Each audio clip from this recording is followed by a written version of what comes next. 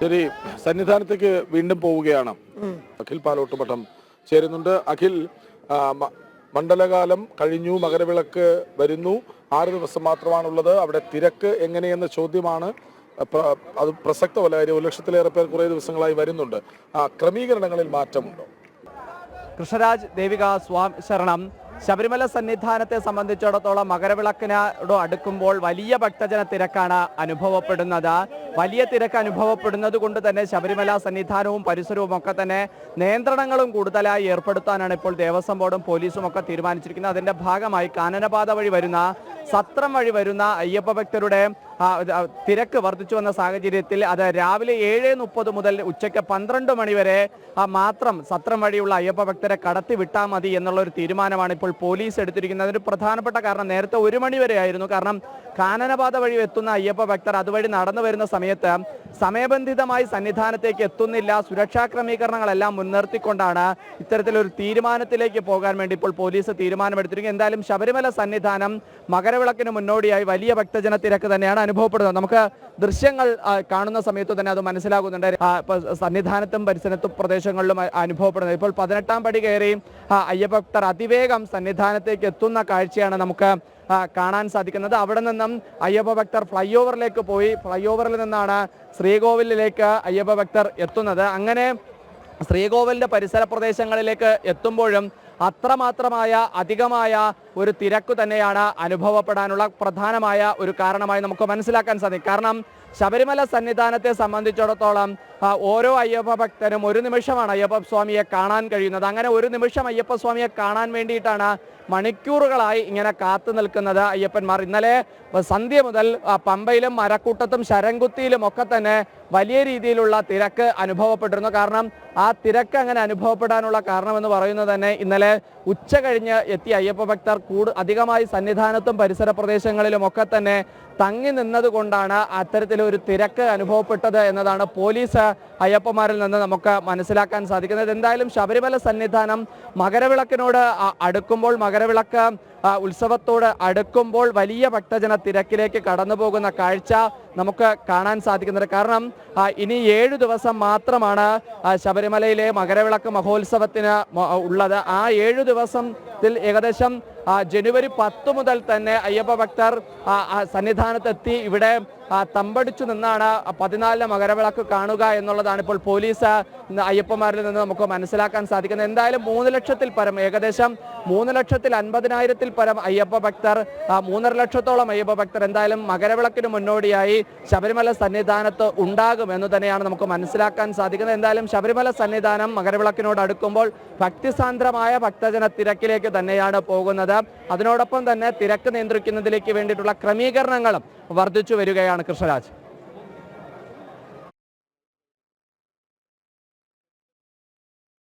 ശരി, നമുക്കൊരു റിപ്പോർട്ടിലേക്ക് കൂടി വളരെ പെട്ടെന്ന് പോയി വരേണ്ടതുണ്ട്. എറണാകുളം തൃക്കാരിയൂർ അറക്കുളം ശ്രീധർമ്മ ശാസ്ത ശ്രീ മഹാദേവ ക്ഷേത്രത്തിലെ തിരുവുത്സവത്തിനായി കൊടിയും മണിയും ക്ഷേത്ര ഭാരവാഹികൾ ശബരിമല മേൽശാന്തിയിൽ നിന്നും ഏറ്റുവാങ്ങി. ശബരിമലയിൽ നിന്ന് ഏറ്റുവാങ്ങിയ കൊടി ഉയർത്തി ഉത്സവം നടത്തുന്ന ഏക ക്ഷേത്രമാണ് തൃക്കാരിയൂർ അറക്കുളം ശ്രീധർമ്മശാസ്ത ശ്രീ മഹാദേവ ക്ഷേത്രം.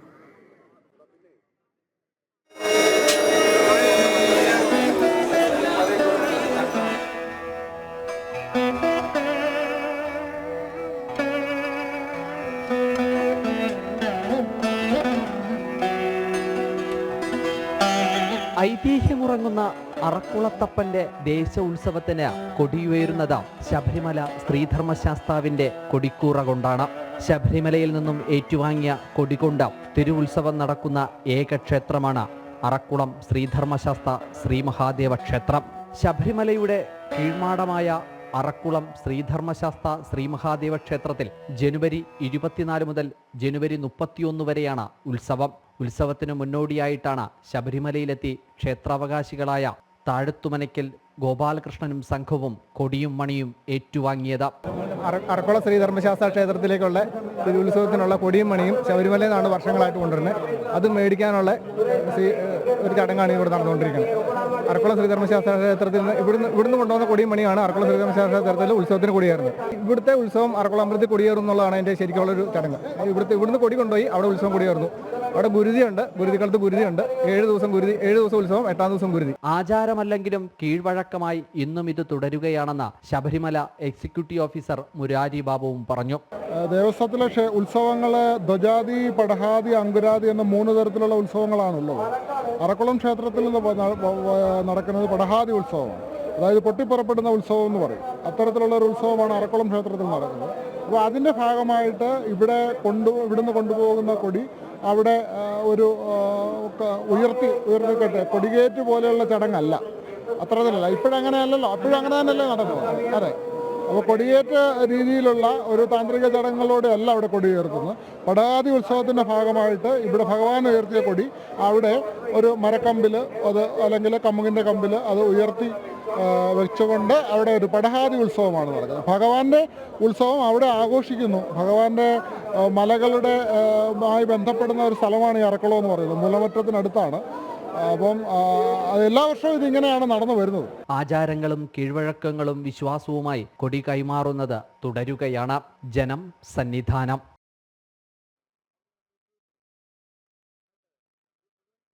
അടുത്തത് ശരിക്കും തൃശ്ശൂർ വടക്കാഞ്ചേരിയിൽ നിന്നുള്ള ഒരു വാർത്തയാണ്. വളരെ വേദനിപ്പിക്കുന്ന ഒരു വാർത്തയാണ്. 4 വയസ്സുകാരിക്ക് ദാരുണാന്ത്യം ഉണ്ടായിരിക്കുന്നു. KSRTC ബസ്സും ഗുഡ്സ് ഓട്ടോയും കൂട്ടിയിടിച്ചാണ് അപകടം ഉണ്ടായത്. ആ വാർത്തയിലേക്ക് പോകണം. ആനന്ദ് പുതൂരൊപ്പം ചേരുന്നുണ്ട്. ആനന്ദ്, മുള്ളൂർക്കര സ്വദേശിനി നൂറ ഫാത്തിമയാണ് മരിച്ചത് എന്നറിയുന്നു. എന്താണ് സംഭവിച്ചത്? തൃശൂർ വടക്കാഞ്ചേരിയിൽ നിന്ന് ഏറെ നിരാശയുണ്ടാക്കുന്ന വേദനിപ്പിക്കുന്ന ഒരു വാർത്തയാണ്.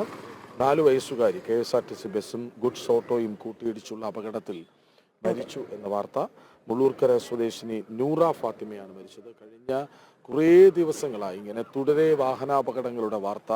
അത് നമ്മൾ വല്ലാതെ ഈ റോഡ് സുരക്ഷാ സംവിധാനങ്ങളെല്ലാം കൂടുതൽ ശക്തമാക്കുന്നുണ്ട് എന്ന് പോലീസിന്റെ ഭാഗത്തു നിന്നും ഗതാഗത വകുപ്പിന്റെ ഭാഗത്തു നിന്നും മറ്റു വകുപ്പുകളും സംയുക്തമായി ചെയ്യുന്നുണ്ട് എന്ന് പറയുന്നുണ്ട്. പക്ഷേ കൃഷ്ണൻ ആനന്ദ് പുത്തൂർ ചേരുന്നുണ്ട്. ആനന്ദ്, വളരെ വേദനിപ്പിക്കുന്ന വാർത്തയാണ്. എന്താണ് സംഭവിച്ചത്?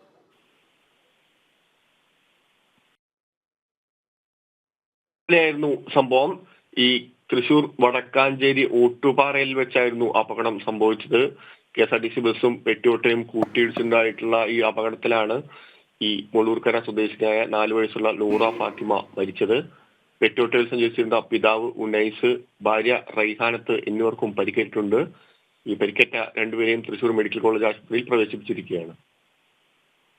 ശരി, എന്തായാലും വളരെ ദുഃഖകരമായ വാർത്ത. ഇത്രയും സന്തോഷത്തിനിടയിൽ അല്ലേ, നമ്മൾ വളരെയധികം സന്തോഷത്തിലായിരുന്നു കൃഷ്ണരാജ്. ഇത്രയും നേരം നമ്മൾ സംസാരിച്ചുകൊണ്ടിരിക്കുമ്പോഴും പ്രത്യേകിച്ച് കുട്ടികളുടെ ഒരു വേദിയിലാണ് നമ്മൾ നിൽക്കുന്നത്. അപ്പോഴാണ് ഒരു കുട്ടിയുടെ മരണം സംഭവിച്ചു എന്ന്, അതും വാഹനാപകടത്തിൽ. അച്ഛനമ്മമാർക്ക് ഏറ്റവും പൊന്നോമനയായിരിക്കുന്ന സമയമാണ്. അതെ, അത് എത്ര വളർന്നാലും അച്ഛനമ്മമാർക്ക് പൊന്നോമനയാണ്. എങ്കിൽ പോലും ചെറിയൊരു കുട്ടി തുടക്കം, അതെ, വളരെ അടുപ്പത്തിലേക്ക് പോകുന്ന ഒരു തുടക്കം അവിടെയാണ്. അപ്പോ വളരെ ശരി, എന്തായാലും വളരെ ദുഃഖകരമായ ഒരു വാർത്ത തന്നെയാണ്. പക്ഷെ നമുക്ക് മറ്റു വാർത്തകളിലേക്ക് കൂടി പോകേണ്ടതുണ്ട്.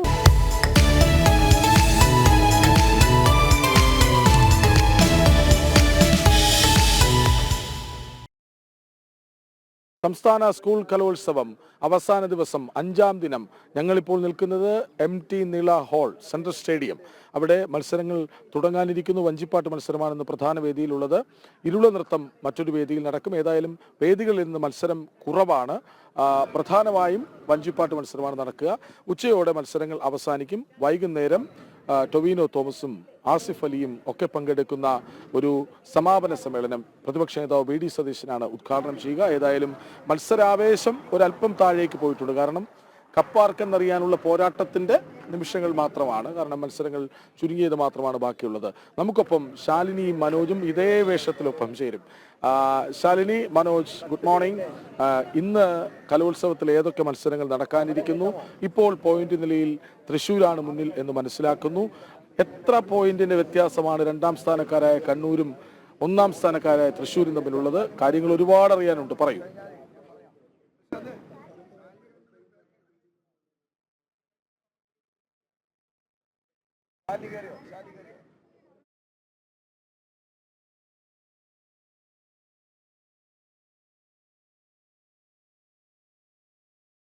വരാൻ തോന്നുന്നു. കാരണം കലോത്സവം എന്ന് പറയുമ്പോൾ നമുക്ക് എല്ലാ കലോത്സവങ്ങളും കൃഷ്ണനെ സംബന്ധിച്ചിടത്തോളം ഒരുപാട് ഓർമ്മകളുണ്ട് എന്ന് പറഞ്ഞു. നാടകവേദികളിലേക്ക് കൃഷ്ണനെ കൊണ്ടുപോയി എന്ന് പറഞ്ഞു, കൊണ്ടുപോയി എന്ന് പറഞ്ഞു. പക്ഷെ രണ്ടും തള്ളാണെന്ന് പ്രേക്ഷകർ പറയുന്നു. പക്ഷെ എന്തായാലും കുഴപ്പമില്ല, തള്ളല്ലെങ്കിലും ആണെങ്കിലും കുഴപ്പമൊന്നുമില്ല. എന്തായാലും നമുക്കിതെല്ലാം ഒരു ആവേശമാണ് അല്ലേ? ഒരു കാര്യം പറഞ്ഞത്, അപ്പോ ഈ ആദ്യകാല ലൈവ് റിപ്പോർട്ടർമാരിൽ ഒരാളായിരുന്നു നമ്മുടെ അനിൽ നമ്പ്യാർ. അതെ. അപ്പൊ എനിക്ക് ഈ അനിൽ നമ്പ്യാരുമായി ചാനലിലേക്ക് വരുന്നതിന് മുമ്പ് തന്നെ ഉള്ള ഒരു ബന്ധം അത് നേരിട്ടായിരുന്നില്ല. അതായത് വർഷങ്ങൾക്ക് മുൻപ് ശ്രീ പത്മനാഭസ്വാമി ക്ഷേത്രത്തിന് മുന്നിലെ പത്മതീർത്ഥ കുളത്തിൽ ഒരു ആളെ മാനസികമായി പ്രശ്നമുണ്ടെന്ന് പറഞ്ഞ ഒരാൾ മുക്കിക്കൊന്നിരുന്നു. ആ നിമിഷങ്ങൾ തത്സമയം സൂര്യ ടിവിയിലൂടെ അന്ന് അനിൽ നമ്പ്യാരാണ് റിപ്പോർട്ട് ചെയ്തത്. അത് വലിയ വിവാദങ്ങൾക്ക് വഴിവെച്ചിരുന്നു. വലിയ എന്തുകൊണ്ട് അതിങ്ങനെ തത്സമയം നിങ്ങൾ കാണിച്ചു ഒരാളുടെ ജീവൻ. പക്ഷെ അന്നും മാധ്യമ പ്രവർത്തനം അങ്ങനെ തന്നെയാണ് എന്ന് പറയാനാണ് അനിൽ നമ്പ്യാർ ശ്രമിച്ചത്. അത് എന്റെ ഡ്യൂട്ടി എന്ന് പറയാനാണ് ശ്രമിച്ചത്. അതും ഞാനുമായുള്ള ബന്ധം എന്താണെന്ന് ചോദിച്ചാൽ, TTC കലോത്സവം, സംസ്ഥാനതല TTC കലോത്സവം നടക്കുകയാണ്. ആ TTC കലോത്സവത്തിൽ പങ്കെടുക്കാൻ ഞാൻ പോകുന്നു. ഞാൻ അവതരിപ്പിച്ചത് ഈ സംഭവമായിരുന്നു. അന്ന് എന്തിനു നോക്കി നിന്നു നമ്പ്യാരെ എന്ന് തന്നെയാണ് ചോദ്യം ഉയർത്തിയത്. പിന്നീട് പിൽക്കാലത്ത് യാദൃച്ഛികമായെങ്കിലും ഞങ്ങൾ ഒരേ സ്ഥാപനത്തിൽ ജോലി ചെയ്തു. വളരെ സൗഹൃദമുള്ള ഒരു ജ്യേഷ്ഠ സഹോദരനാണ് അനിൽ നമ്പ്യാർ. അപ്പോൾ സംസ്ഥാന TTC കലോത്സവത്തിൽ ഞാൻ A ഗ്രേഡ് വാങ്ങിച്ചിട്ടുണ്ട്. സത്യമായിട്ട് വാങ്ങിച്ചിട്ടുണ്ട്. സ്കൂൾ കലോത്സവത്തിൽ ജില്ലാതലത്തിൽ പങ്കെടുത്തു. സംസ്ഥാന തലത്തിൽ മോണോ ആക്ടിന് A ഗ്രേഡ് വാങ്ങിച്ചു. നാടക മത്സരങ്ങൾ ജീവനായിരുന്നു. അമച്ചൂർ നാടകങ്ങളിൽ പങ്കെടുക്കുക എന്നുള്ളത് വലിയ സന്തോഷമുള്ള ഒരു കാര്യമായിരുന്നു. ഞങ്ങൾക്ക് പാലോട് ചിന്താസീമ എന്നൊരു സമിതി ഉണ്ടായിരുന്നു. ഞങ്ങളെല്ലാവരും ചേർന്ന് നാടക മത്സരം നടത്തും. രാമായണത്തിലെ ഒരേട് ചേർത്ത് പിടിച്ച ഒരു നാടകമായിരുന്നു. അതിങ്ങനെ വേദികളിൽ നിന്ന് വേദികളിലേക്ക് പോവുക, നന്നായി പെർഫോം ചെയ്യുക, സമ്മാനങ്ങൾ വാങ്ങുക, ചിലപ്പോൾ നിരാശയായിരിക്കും കിട്ടുക.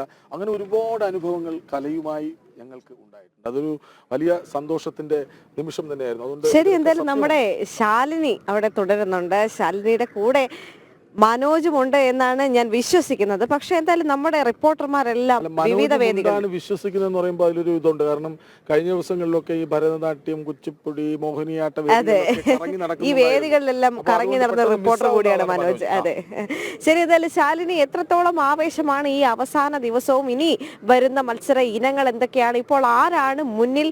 ഇഞ്ചോടിഞ്ച് പോരാട്ടം ആരൊക്കെ തമ്മിലാണ്? നമ്മൾ ജയിച്ചു. ദേവിക കൃഷ്ണരാജ് വലിയ വൈബിലാണ് മനോജ് ഉള്ളത്. എന്തായാലും അന്ന് ഞാൻ കനകക്കുത്തിൽ പിടിച്ച പിടി ഇതുവരെ വിട്ടിട്ടില്ല, എൻ്റെ കൂടെ തന്നെയുണ്ട്. ഒരു വേദിയിലേക്കും പിന്നെ ഒറ്റയ്ക്ക് പോകാൻ അനുവദിച്ചിട്ടുമില്ല. എന്തായാലും ഞങ്ങളിപ്പോൾ ഉള്ളത് സെൻട്രൽ സ്റ്റേഡിയത്തിന്, അത് വേദി 1 MT നിള വേദിക്ക് മുൻപിൽ നിന്നാണ്, സെക്രട്ടേറിയറ്റിന് സമീപത്ത് നിന്നാണ്. വലിയ രീതിയിലൊരു ആവേശം പുറമേ ഉണ്ട്.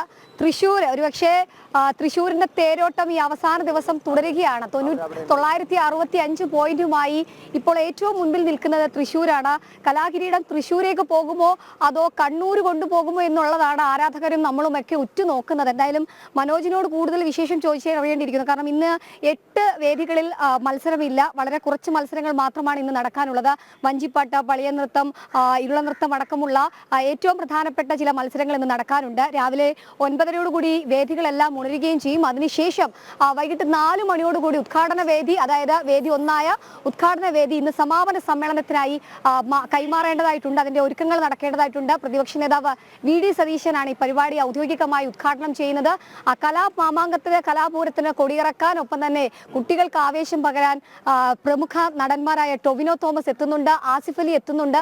അത്തരത്തിൽ വലിയൊരു പൂരം കൊടിയിറങ്ങുകയാണ്. അപ്പോൾ തൃശ്ശൂർ പൂരം ഒക്കെ റിപ്പോർട്ട് ചെയ്ത മനോജ് ഒപ്പം എനിക്ക് ചേരുന്നുണ്ട്. മനോജ്, എങ്ങനെയുണ്ട്? അവസാന ദിവസത്തിലേക്ക് മത്സരങ്ങൾ എത്തുകയാണ്. ഇനി വളരെ കുറച്ച് മണിക്കൂറുകൾ. നമ്മൾ തുടങ്ങിയപ്പോൾ പറഞ്ഞു അയ്യോ ഒരുപാട് ദിവസമുണ്ട്, ഇനി എങ്ങനെ തള്ളി നീക്കുന്നുള്ളത്. ഇനിയിപ്പോ സമയം കഴിഞ്ഞ് എന്ത് ചെയ്യും? അവസാന ദിവസമാണ്, ആര് കപ്പടിക്കുമെന്ന് ആദ്യമേ തന്നെ ഇങ്ങനെ എല്ലാവരും ഇങ്ങനെ ഓരോ ജില്ലകളായിട്ട് ഇങ്ങനെ പറഞ്ഞു വരികയാണ്. എന്തായാലും അവസാന ദിവസം നോക്കുമ്പോൾ രാവിലെ മുതൽ തന്നെ 965 പോയിന്റുമായിട്ട് തൃശ്ശൂരാണ് മുൻപിലുള്ളത്. ഇത്തവണ ഗഡികൾ കപ്പടിക്കുമെന്ന് നമുക്ക് കണ്ടറിയണം. എന്തായാലും പൂരങ്ങളുടെ നാട്ടിൽ നിന്നും അനന്തപുരിയിലെത്തി കപ്പടിച്ച് കപ്പുമെടുത്ത് തിരികെ കൊണ്ടുപോകുമോ, കണ്ണൂരിൽ നിന്നും കപ്പ് തൃശ്ശൂരിലെത്തുമോ എന്ന് നമുക്ക് നോക്കിയറിയണം. എന്തായാലും നമുക്ക് പിന്നിൽ ഇവിടെ ആളുകളുണ്ട്. ഈ കലോത്സവത്തിന്റെ ഭാഗമായി ഇവിടെ എത്തുന്ന വിദ്യാർത്ഥികളെയൊക്കെ നേരത്തെ തന്നെ സ്വാഗതം ചെയ്ത് അവർക്ക് വേണ്ട സാധനങ്ങളൊക്കെ നൽകിയ ഇവിടെയുള്ള കടകളുടെ ആളുകളുണ്ട്. അതോടൊപ്പം തന്നെ ലോട്ടറി ചേട്ടാ ആരാണ് ആ ഭാഗ്യവാൻ? ഇത്തവണ ആരായിരിക്കും? ഇത്തവണ എനിക്കറിഞ്ഞൂടാ. അറിഞ്ഞൂടാ ചേട്ടാ, കലോത്സവത്തിന് ആര് കപ്പടിക്കും? എനിക്ക് പറയാൻ ഒക്കില്ല. പറയാൻ ഒക്കൂല, ആർക്കും പറയാൻ ഒക്കൂല. ഇനിയുമുണ്ട് സമയം. രാപ്പകലുകൾ, അതായത് കഴിഞ്ഞ ദിവസങ്ങളിലൊക്കെ തലസ്ഥാന നഗരം സംബന്ധിച്ചിടത്തോളം എല്ലാ ദിവസവും എല്ലാ ദിവസവും ഇവിടെ എന്തെങ്കിലുമൊക്കെ ആഘോഷം കാണും. ആ ആഘോഷങ്ങളൊക്കെ ഉണരാത്ത നഗരം എന്നൊരു പക്ഷേ നമ്മൾ മറ്റു പുറത്തെ നഗരങ്ങളെ പറയുന്നത് പോലെ അതായത് തിരുവനന്തപുരത്തെ പറയേണ്ടിയിരിക്കുന്നു. എന്തായാലും മറ്റൊരു കാര്യം പറയാനുള്ളത്, രാവിലെ ശാലിനിയും മുണ്ടും തമ്മിലുള്ള യുദ്ധമായിരുന്നു. പൊരിഞ്ഞ യുദ്ധത്തിന് ശേഷം ഇപ്പോ ഇവിടെ വന്ന് 2 ഡയലോഗ് എടുക്കുവാൻ വേണ്ടിട്ട് എന്തായാലും ആ ഡയലോഗ് നടിച്ചേ. ഞാൻ രാവിലെ മുതൽ തന്നെ ഒരു മൽപ്പിടുത്തം കഴിഞ്ഞതിന് ശേഷമാണ് ഈ ഒരു കോസ്റ്റ്യൂമിൽ എത്തിയത്. പലരും നമ്മളോട് ചോദിച്ചു എനിക്ക് എങ്ങനെ പറ്റിയെന്നുള്ളത്. എന്തായാലും ടോവിനോ തോമസ് വരുമ്പോൾ എന്തായാലും നമുക്ക് മുണ്ടെടുക്കാതിരിക്കാൻ പറ്റില്ലല്ലോ. പ്രത്യേകിച്ച് ലൂസിഫറിന്റെ ഡയലോഗ്, അത് പ്രത്യേകിച്ച് ആ സിനിമയുടെ ചിത്രീകരണം നടന്ന സ്ഥലം കൂടിയാണ് തലസ്ഥാനം. അപ്പോൾ മുണ്ടെടുക്കാൻ അറിയാതെ, മലയാളത്തിൽ സംസാരിക്കാൻ അറിയാതെ PK രാംദാസിന്റെ മകൻ ജതിൻ രാംദാസ് അങ്ങനെ തിരുവനന്തപുരത്ത് നിൽക്കാൻ പറ്റുമോ? അപ്പൊ നമ്മളെന്തായാലും കലാശക്കൊട്ടിന് വേണ്ടിയിട്ട് ഒരുങ്ങിക്കഴിഞ്ഞു. അപ്പോൾ മുണ്ടൊക്കെ കൊടുത്ത് ഞങ്ങള് ടീം ജനം റെഡിയാണ്. ആവേശത്തിൽ നമുക്കൊപ്പം കൊല്ലത്ത് നിന്നുള്ളൊരു ടീം കൂടി ചേരുകയാണ്. മാഷും പിള്ളേരും ഇവിടെ തയ്യാറാണ്. അവർ നാടകമാണ് അവതരിപ്പിക്കുന്നത്. പക്ഷേ ഈ ഒരു വേദിയിൽ ഈ ഒരു കോസ്റ്റ്യൂമിൽ നാടകം അവതരിപ്പിക്കാൻ പറ്റില്ല. പക്ഷേ നമുക്ക് വേണ്ടിയിട്ട് അവരൊരു പാട്ട് പാടാൻ സമ്മതിച്ചിട്ടുണ്ട്. അപ്പൊ മനോജ് പാട്ട് പഠിപ്പിച്ചാലോ? എന്തായാലും ഒരു പാട്ടാവല്ലേ, നാടകത്തിലെ പാട്ടല്ലേ, നാടകത്തിലെ പാട്ട് തന്നെ ആയിക്കോളൂ. എന്തായാലും രാവിലെ ചായയൊക്കെ കുടിച്ച് അങ്ങനെ നിൽക്കുകയാണ്. എല്ലാവരും രാവിലെ ഉഷാറാവാൻ വേണ്ടി എത്തിയിരിക്കുകയാണ്. എന്തായാലും നമുക്ക് അവരിലേക്ക് പോകേണ്ടതുണ്ട്. എങ്ങനെയുണ്ട് പ്രാക്ടീസ് ഒക്കെ? എല്ലാം രാവിലെ തന്നെ ആവേശത്തിലാണോ? ആരാ കപ്പടിക്കുക? കപ്പ് കൊണ്ടോ? കൊല്ലം കൊണ്ടുപോകാൻ സാധ്യതയുണ്ടോ? കൊല്ലം കൊണ്ടുപോകത്തില്ല. അയ്യോ, കൊല്ലത്തുനിന്ന് കൊല്ലം കൊണ്ടുപോകില്ല. എന്തായാലും ഇനി തൃശ്ശൂരാണ് മുന്നിലുള്ളത്. നമുക്ക് ഇനിയും ഒരുപാട് വേദികളിലൊക്കെ എത്താനുണ്ട്. എന്തായാലും രാവിലെ മുതൽ തന്നെ എല്ലാവരും ആക്റ്റീവാണ്. ഇവിടെ വേറൊരാളുണ്ടായിരുന്നല്ലോ, ഓട്ടോക്കകത്തായിരിക്കുന്നത്. ഇറങ്ങി വന്നേ. എന്തായാലും നമുക്കൊരു പാട്ട്, രാവിലെ തന്നെ ഒരു പാട്ടിലേക്ക് പോകാം. പേരെന്താ? പാട്ട് പാടുന്ന ആളുടെ പേരെന്താ? എല്ലാരും പാടുകയാണ്. അപ്പൊ തുടങ്ങാം അല്ലേ? അപ്പൊ സ്റ്റാർട്ട് ചെയ്യാം. 10 മണിക്കൊരു ബെല്ലടി കേട്ടാൽ മുടടിയില്ല ക്ലാസ്സിൽ കേറാൻ, ചുരൽ വടിയില്ല ഹോംവർക്ക് ഇല്ല, സറമാരോ ചങ്കുകളായി ബൈ ബൈ പൊളിയായി സീനായി ഫ്രീക്കായി. വി സ്വപ്നം കാണും പള്ളിക്കൂടം, വി സ്വപ്നം കാണും പള്ളിക്കൂടം, വി സ്വപ്നം കാണും പള്ളിക്കൂടം. We are 10D rappers, we are 10D rappers. അടിപൊളി. എന്തായാലും റാപ്പ് സോങ് ആണ്. രാവിലെ തന്നെ ഭയങ്കര ഉഷാറാണല്ലോ രാവിലെ. നല്ല ചായ, നല്ല കാപ്പി. നല്ല ചായ, നല്ല കാപ്പി. എന്താ പേരെന്താ? ഐഷ. ഐഷ എന്നെത്തി? തുടക്കത്തിൽ തന്നെ എത്തിയോ? എങ്ങനെയുണ്ട് കലോത്സവത്തിന് വന്നപ്പോ? എങ്ങനെ വൈബ്? ഇവിടുത്തെ വൈബ് എങ്ങനെയുണ്ട്? ഇവിടെ വൈബ് ഞങ്ങളുടെ ടാഗോർ തിയേറ്റർ മൊത്തം വൈബായിരുന്നു. ആൾക്കാരെല്ലാം എണീറ്റ് കൈയടിക്കും. അത് കാണണ്ടയാണ്. കാരണം എല്ലാ ആൾക്കാരും എണീറ്റ് കൈയടിച്ച് ഞങ്ങളുടെ കൂടെ ഇന്ന് പാട്ടൊക്കെ പാടി അവിടെ എൻജോയ്മെന്റ് ആയിരുന്നു. പൊളിച്ചാനായിരുന്നു. കൊല്ലത്തെ കലോത്സവം ഒക്കെ കണ്ടല്ലോ. കഴിഞ്ഞ വർഷം കൊല്ലമായിരുന്നു. കൊല്ലമാണോ പൊളിച്ചത്? തിരുവനന്തപുരമാണോ പൊളിച്ചത്? ഞങ്ങളുടെ കൊല്ലം പൊളി. ഞങ്ങൾ കൊല്ലം പൊളിയാണ്. ഞങ്ങൾ കൊല്ലംകാരാണ്, എന്റെ നാട്ടുകാരാണ്. അപ്പൊ അതിന്റെ ഒരു സന്തോഷം കൂടിയുണ്ട് എനിക്ക് ഇവരുടെ പങ്കു. കൊല്ലംകാരൻ ഒരു ആർപ്പോ വിളിച്ച് നമ്മൾ രാവിലെ ഒരു ആർപ്പോ.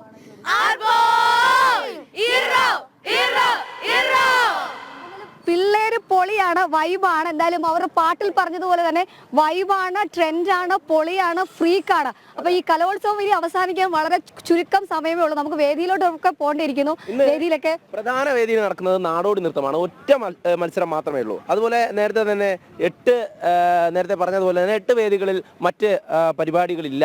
എന്തായാലും മത്സരങ്ങൾ ഇന്ന് കുറവാണ്. ഉച്ചയ്ക്ക് മുമ്പ് തന്നെ ഏകദേശം നമുക്ക് എല്ലാ കാര്യങ്ങളും, അതായത് വിജയികൾ ആരാണെന്നൊക്കെ മനസ്സിലാക്കാൻ സാധിക്കും. അതിനുശേഷമാണ് 4 മണിയോടുകൂടി സമാപന സമ്മേളനം നടക്കുക. എന്തായാലും ആ സമാപന സമ്മേളനത്തിന് മുന്നോടിയായും അതിനുശേഷമൊക്കെ തിരുവനന്തപുരത്തിൻ്റെ ഈ ഒരു നഗരപ്രദേശം, ഈ ഒരു കലോത്സവ നഗരി ഒന്നാകെ തന്നെ ആഘോഷത്തിലേക്ക് കടക്കുമെന്നുള്ളതാണ്. എന്തായാലും ആ ആരവങ്ങളൊക്കെ തന്നെ രാവിലെ മുതൽ ഇവിടെ മുഴങ്ങും.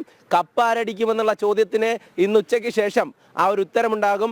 ആ വിജയശ്രീ ലാളിതരായി അവർ ഇങ്ങനെ കപ്പും കൊണ്ട് ഇവിടെ കൂടെ.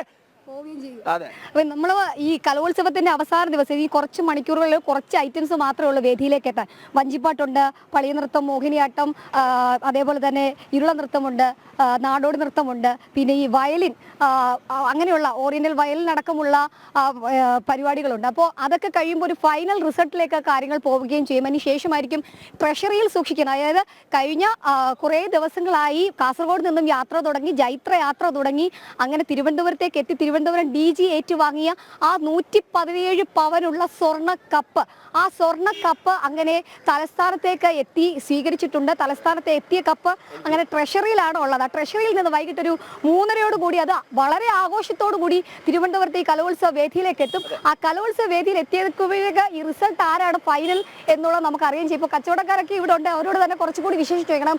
ഉറക്കമില്ലാത്ത രാത്രികളായിരുന്നു ഇവർക്കൊക്കെ കഴിഞ്ഞ കുറേ ദിവസം. ചേട്ടാ, ഉറക്കമില്ലാത്ത രാത്രികളായിരുന്നു ദിവസമായിട്ട്? ഉറക്കമില്ലാത്ത രാത്രി തന്നെ, പക്ഷേ നമുക്കൊന്നും കച്ചവടം കുറവാണ്. കുറവുള്ളവരുമുണ്ട്, കൂടുതലുള്ളവരുമുണ്ട്. അങ്ങനെയാണ് സംഭവങ്ങൾ. നമ്മൾ ആരെയും ഒന്നും പറയുന്നതല്ല, അപവാദം പറയുന്നതല്ല. എനിക്ക് സ്വാഭാവികമായിട്ട് കച്ചവടം കുറവാണ്. അതിനപ്പുറത്തോട്ടുള്ള കടകളിലൊക്കെ കച്ചവടം ഉണ്ട്. പിള്ളേരുടെ കലോത്സവം എങ്ങനെയുണ്ട്?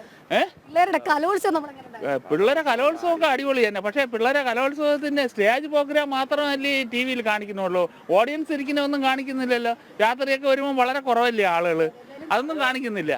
അദ്ദേഹം സൂചിപ്പിച്ചതല്ലേ കാണികളുടെ എണ്ണത്തിൽ കുറവുണ്ടെന്ന് അദ്ദേഹം പറഞ്ഞു. നമ്മൾ ആദ്യം മുതലേ പറയുന്നുണ്ട്. കാരണം ചില മത്സര ഇനങ്ങൾ നടക്കുമ്പോൾ കാണികളുടെ എണ്ണത്തിൽ വലിയ കുറവുണ്ടായിരുന്നു വേദികൾ. അതിൽ കുട്ടികളടക്കമുള്ളവർ പറയുകയും ചെയ്തു, ഒരു ഓളം ഉണ്ടായിരുന്നില്ല ആ കാണികളുടെ ഭാഗത്ത് നിന്ന്. നാടകത്തിനൊക്കെ ഓളം ഉണ്ടായിരുന്നു കേട്ടോ, നിറഞ്ഞ സദസ്സായിരുന്നു, ഇരിക്കാൻ പോലും ഓരോ മത്സരങ്ങൾക്കും ഓരോ രീതിയിലാണ്. അതായത് ചില വേദികളിൽ സദസ്സിലൊക്കെ നിറയെ കാണികൾ ഉണ്ടാകും, ചിലയിടങ്ങളിൽ കാണികളുടെ എണ്ണം കുറവായിരിക്കും. എന്തായാലും എനിക്ക് ശാലിനിയോട് ചോദിക്കാനുള്ളത്, കപ്പടിക്കണം, ഏത് ജില്ല കപ്പടിക്കണമെന്നായിരുന്നു ശാലിനിയുടെ ഒരു ആഗ്രഹം? സ്വന്തം ജില്ല കപ്പടിക്കണമെന്നാണോ? എന്നെ സംബന്ധിച്ചിടത്തോളം കഴിഞ്ഞ തവണ ആതിഥേയത്വം വഹിച്ചത് കൊല്ലം ജില്ലയാണ്. അപ്പോൾ കൊല്ലം ജില്ല തന്നെ ഇത്തവണ കപ്പടിക്കണമെന്നായിരുന്നു എൻ്റെ ആഗ്രഹം. പക്ഷേ അവരേറെ പിന്നിലാണ്. നമ്മളിപ്പോൾ എന്തായാലും വേദിയിലേക്ക് പോവുകയാണ്. ഇനി ഒരു 2 സെക്കൻഡ് കഴിഞ്ഞ് നമ്മുടെ പ്രധാന വേദിയായ MD നിളയിലേക്ക് എത്തും. നിളയിൽ നമ്മുടെ ബാക്കി ടീം റെഡി ആയിരിക്കുകയാണ്. അവിടെ നമുക്ക് സ്വർണ്ണക്കപ്പ് ഉയർത്താൻ സമയമായിട്ടുണ്ട്. ഒപ്പം തന്നെ ആ ഇനം കാണാൻ ശനിയാഴ്ച ആയിരുന്നിട്ട് കൂടി, അല്ലെങ്കിൽ പിറ്റേന്ന് ഞായറാഴ്ചയും അധികം പേരാരും വന്നില്ല എന്നുള്ളതാണ്. കാരണം ജോലി തിരക്കാകാം, മറ്റു മേളകൾ കണ്ട് ശീലിച്ചു പോയതുകൊണ്ടുമാകാം. കാര്യം എല്ലാ തവണയും എല്ലാ ദിവസങ്ങളിലും മിക്കവാറും ഒക്കെ തിരുവനന്തപുരത്ത് എവിടെയെങ്കിലും ഒക്കെ മേളകൾ ഉണ്ടാകും. അപ്പൊ നമുക്കൊരു റിപ്പോർട്ടിലേക്ക് പോകാം.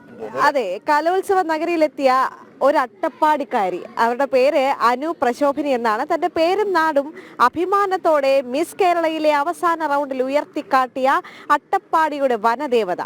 ഇത്തവണത്തെ കലാമാമാകത്തിലെ കബനി വേദിയിൽ അരങ്ങു തകർത്തത് അനുവും കുടുംബവും ഇരുള നൃത്തം പരിശീലിപ്പിച്ച 9 സംഘങ്ങളാണ്.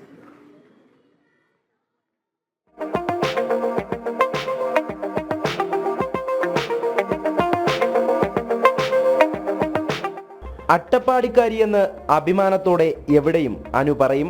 മിസ് കേരളയുടെ അവസാന റൗണ്ടിലെത്തിയപ്പോഴാണ് ഈ സുന്ദരിയെ പലരും ശ്രദ്ധിച്ചു തുടങ്ങിയത്.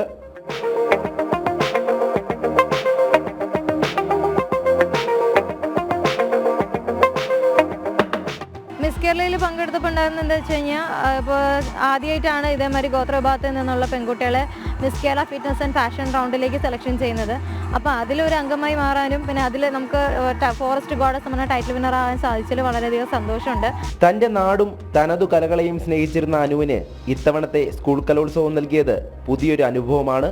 പിന്നെ ഇപ്പോൾ ഈ ഒരു കലോത്സവം ബേസ് ചെയ്ത് നോക്കുകയാണെന്നുണ്ടെങ്കിൽ ചരിത്രത്തിൽ ആദ്യമായിട്ടാണ് ഇതേമാതിരി ഗോത്ര കലാരൂപങ്ങൾ ഇതേമാതിരി ഉത്സവങ്ങളിലേക്ക് ഉൾപ്പെടുത്തിയിട്ടുള്ളത്. അപ്പോൾ അതിലധികം വളരെയധികം സന്തോഷമുണ്ട്. ഇത്രയും സ്ഥലങ്ങളിൽ പോയിട്ട് ഓരോ ജില്ലകളിൽ പോയിട്ട് ഓരോ ആൾക്കാരെ സ്കൂളുകളിൽ പോയിട്ട് പരിശീലിപ്പിക്കാൻ സാധിച്ചതിൽ വളരെയധികം സന്തോഷം.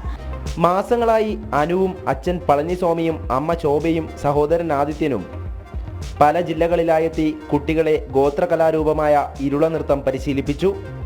ഓരോ ജില്ലകളിലായി 9 സംഘങ്ങളാണ് ഈ കുടുംബത്തിൻ്റെ പരിശീലനത്തിൽ വേദിയിലേക്കെത്തിയത്. 20 വർഷത്തിലധികമായി കലാരംഗത്തുള്ള പളനിസ്വാമി വനം വകുപ്പിലെ ജീവനക്കാരനാണ്. അയ്യപ്പനും കോശിയും ഉൾപ്പെടെയുള്ള സിനിമകളിലും പളനിസ്വാമി വേഷമിട്ടിട്ടുണ്ട്. ഊരിലെ ഇരുള നൃത്തം വേദിയിലെത്തിച്ചതിൻ്റെ ഭാഗമാകാൻ കഴിഞ്ഞതിൽ ഈ കുടുംബത്തിന് അതിയായ സന്തോഷമാണ്. അപ്പോൾ വൈഫ് നമുക്ക് ഫുൾ സപ്പോർട്ടാണ്. അപ്പോൾ കുട്ടികൾ ചെറുപ്പം മുതലേ ഞാൻ ഡാൻസ് കളിക്കാൻ പോകും എല്ലാ സ്ഥലത്തും, കേരളത്തിൽ പുറത്ത് ഭാഗത്തായിട്ട്. അത് കണ്ടിട്ടാണ് മകനും മകളൊക്കെ കണ്ട് പഠിച്ചിട്ടുള്ളത്. അവരിപ്പോൾ ഈ മേഖലയിൽ സജീവമായിട്ട് തന്നെ കുട്ടികളെ പഠിപ്പിക്കാൻ വേണ്ടി ഓരോ ജില്ലയ്ക്ക് പോയി പഠിപ്പിക്കുന്നുണ്ട്. എനിക്ക് സമയം കിട്ടുമ്പോൾ എനിക്ക് 1-2 ജില്ല എനിക്ക് പഠിപ്പിക്കാൻ പറ്റിയ, അപ്പോൾ അത് വലിയൊരു നമുക്ക് സന്തോഷം തന്നെയാണ്. ഒരു കുടുംബം മൊത്തം ഈ കലാ ഫാമിലിയായിട്ട് നടക്കുന്നുണ്ട്. പരിശീലനമൊക്കെ സ്കൂളിൽ തലങ്ങളിലേക്ക് നടത്തുമ്പോൾ നല്ല രീതിയിലായിരുന്നു. നമ്മുടെ പാട്ട് തന്നെ നമ്മുടെ കുട്ടികൾ പഠിച്ചെടുക്കുമ്പോൾ ഭയങ്കര പേടിയായിരുന്നു ഞങ്ങൾക്ക്. പക്ഷേ ഞങ്ങളുടെ ഭാഷയിൽ അവർ നല്ല രീതിയിൽ പെട്ടെന്ന് പഠിച്ച് ക്യാച്ച് ചെയ്യാൻ പറ്റിയവർക്ക് അത് തന്നെ ഞങ്ങൾക്കൊരു വലിയൊരു സന്തോഷം തന്നെയാണ്.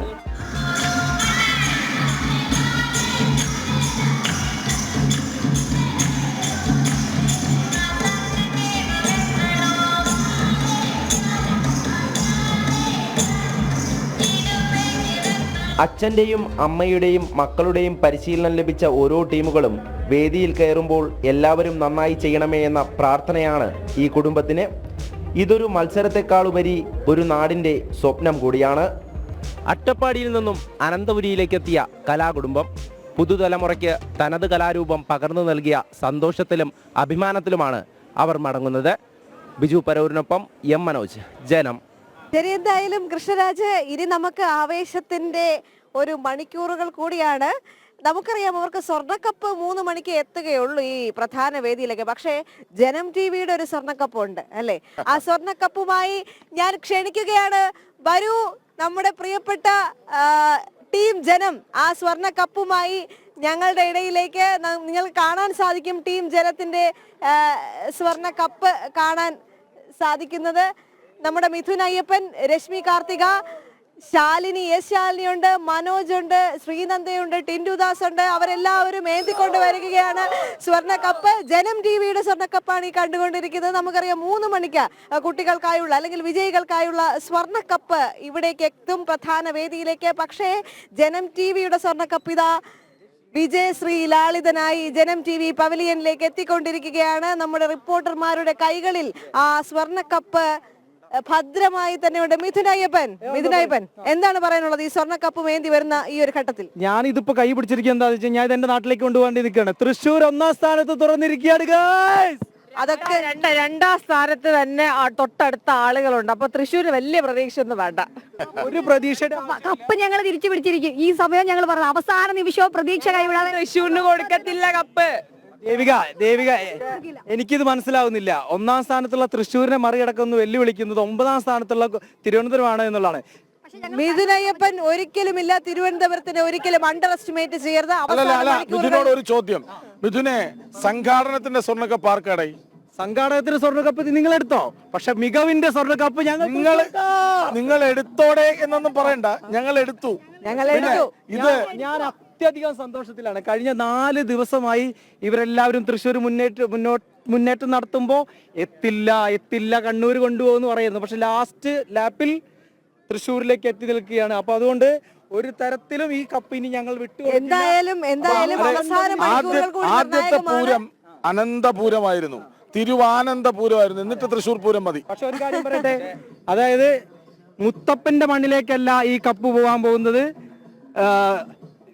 പത്മനാഭന്റെ മണ്ണിൽ നിന്ന് വടക്കുന്നാഥന്റെ മണ്ണിലേക്ക് കപ്പ് കൊണ്ടുപോകും. എന്തായാലും ഇത് കലോത്സവമാണ്, നമ്മളൊരു ടീമാണ്. ആ ടീം എന്ന നിലയ്ക്കാണ് നമ്മൾ ഒരേ വേഷം ധരിച്ച് അല്ല തൃശ്ശൂരിലേക്ക് കപ്പ് പോകുമെന്നുള്ള ഭയങ്കര ആത്മവിശ്വാസം തന്നെയാണ് ഇതിനുള്ളത്. എന്തായാലും പൂരങ്ങളുടെ നാട്ടിലേക്ക് കപ്പ് എത്തുമെന്നുള്ള ആത്മവിശ്വാസം അത് എന്തായാലും ഇനി വരുന്ന മണിക്കൂറുകളിൽ കൂടെ നമുക്ക് അറിയാം എങ്ങനെയാകും. ഞങ്ങൾ ഈ പത്മനാഭന്റെ മണ്ണിൽ വരുന്നവരെ ആരെ സങ്കടപ്പെടുത്തി വിടുന്ന കൂട്ടത്തിലല്ലോ. അതുകൊണ്ട് ഇത്തവണ തൃശ്ശൂരുകാർ കൊണ്ടുപോട്ടെ, നമ്മൾ അവർക്ക് കൊടുക്കുകയാണ് കപ്പ്, അവരെടുക്കണേ അവരെടുത്തോട്ടെ, പാവങ്ങളല്ലേ. ഈ സന്തോഷത്തിന് വേണ്ടി ഞാനൊരു പാട്ടോ ഏറ്റുപാടുവോ? പാടാ. കാന്താ ഞാനും വരാ തൃശ്ശൂർ പൂരം കാണാൻ,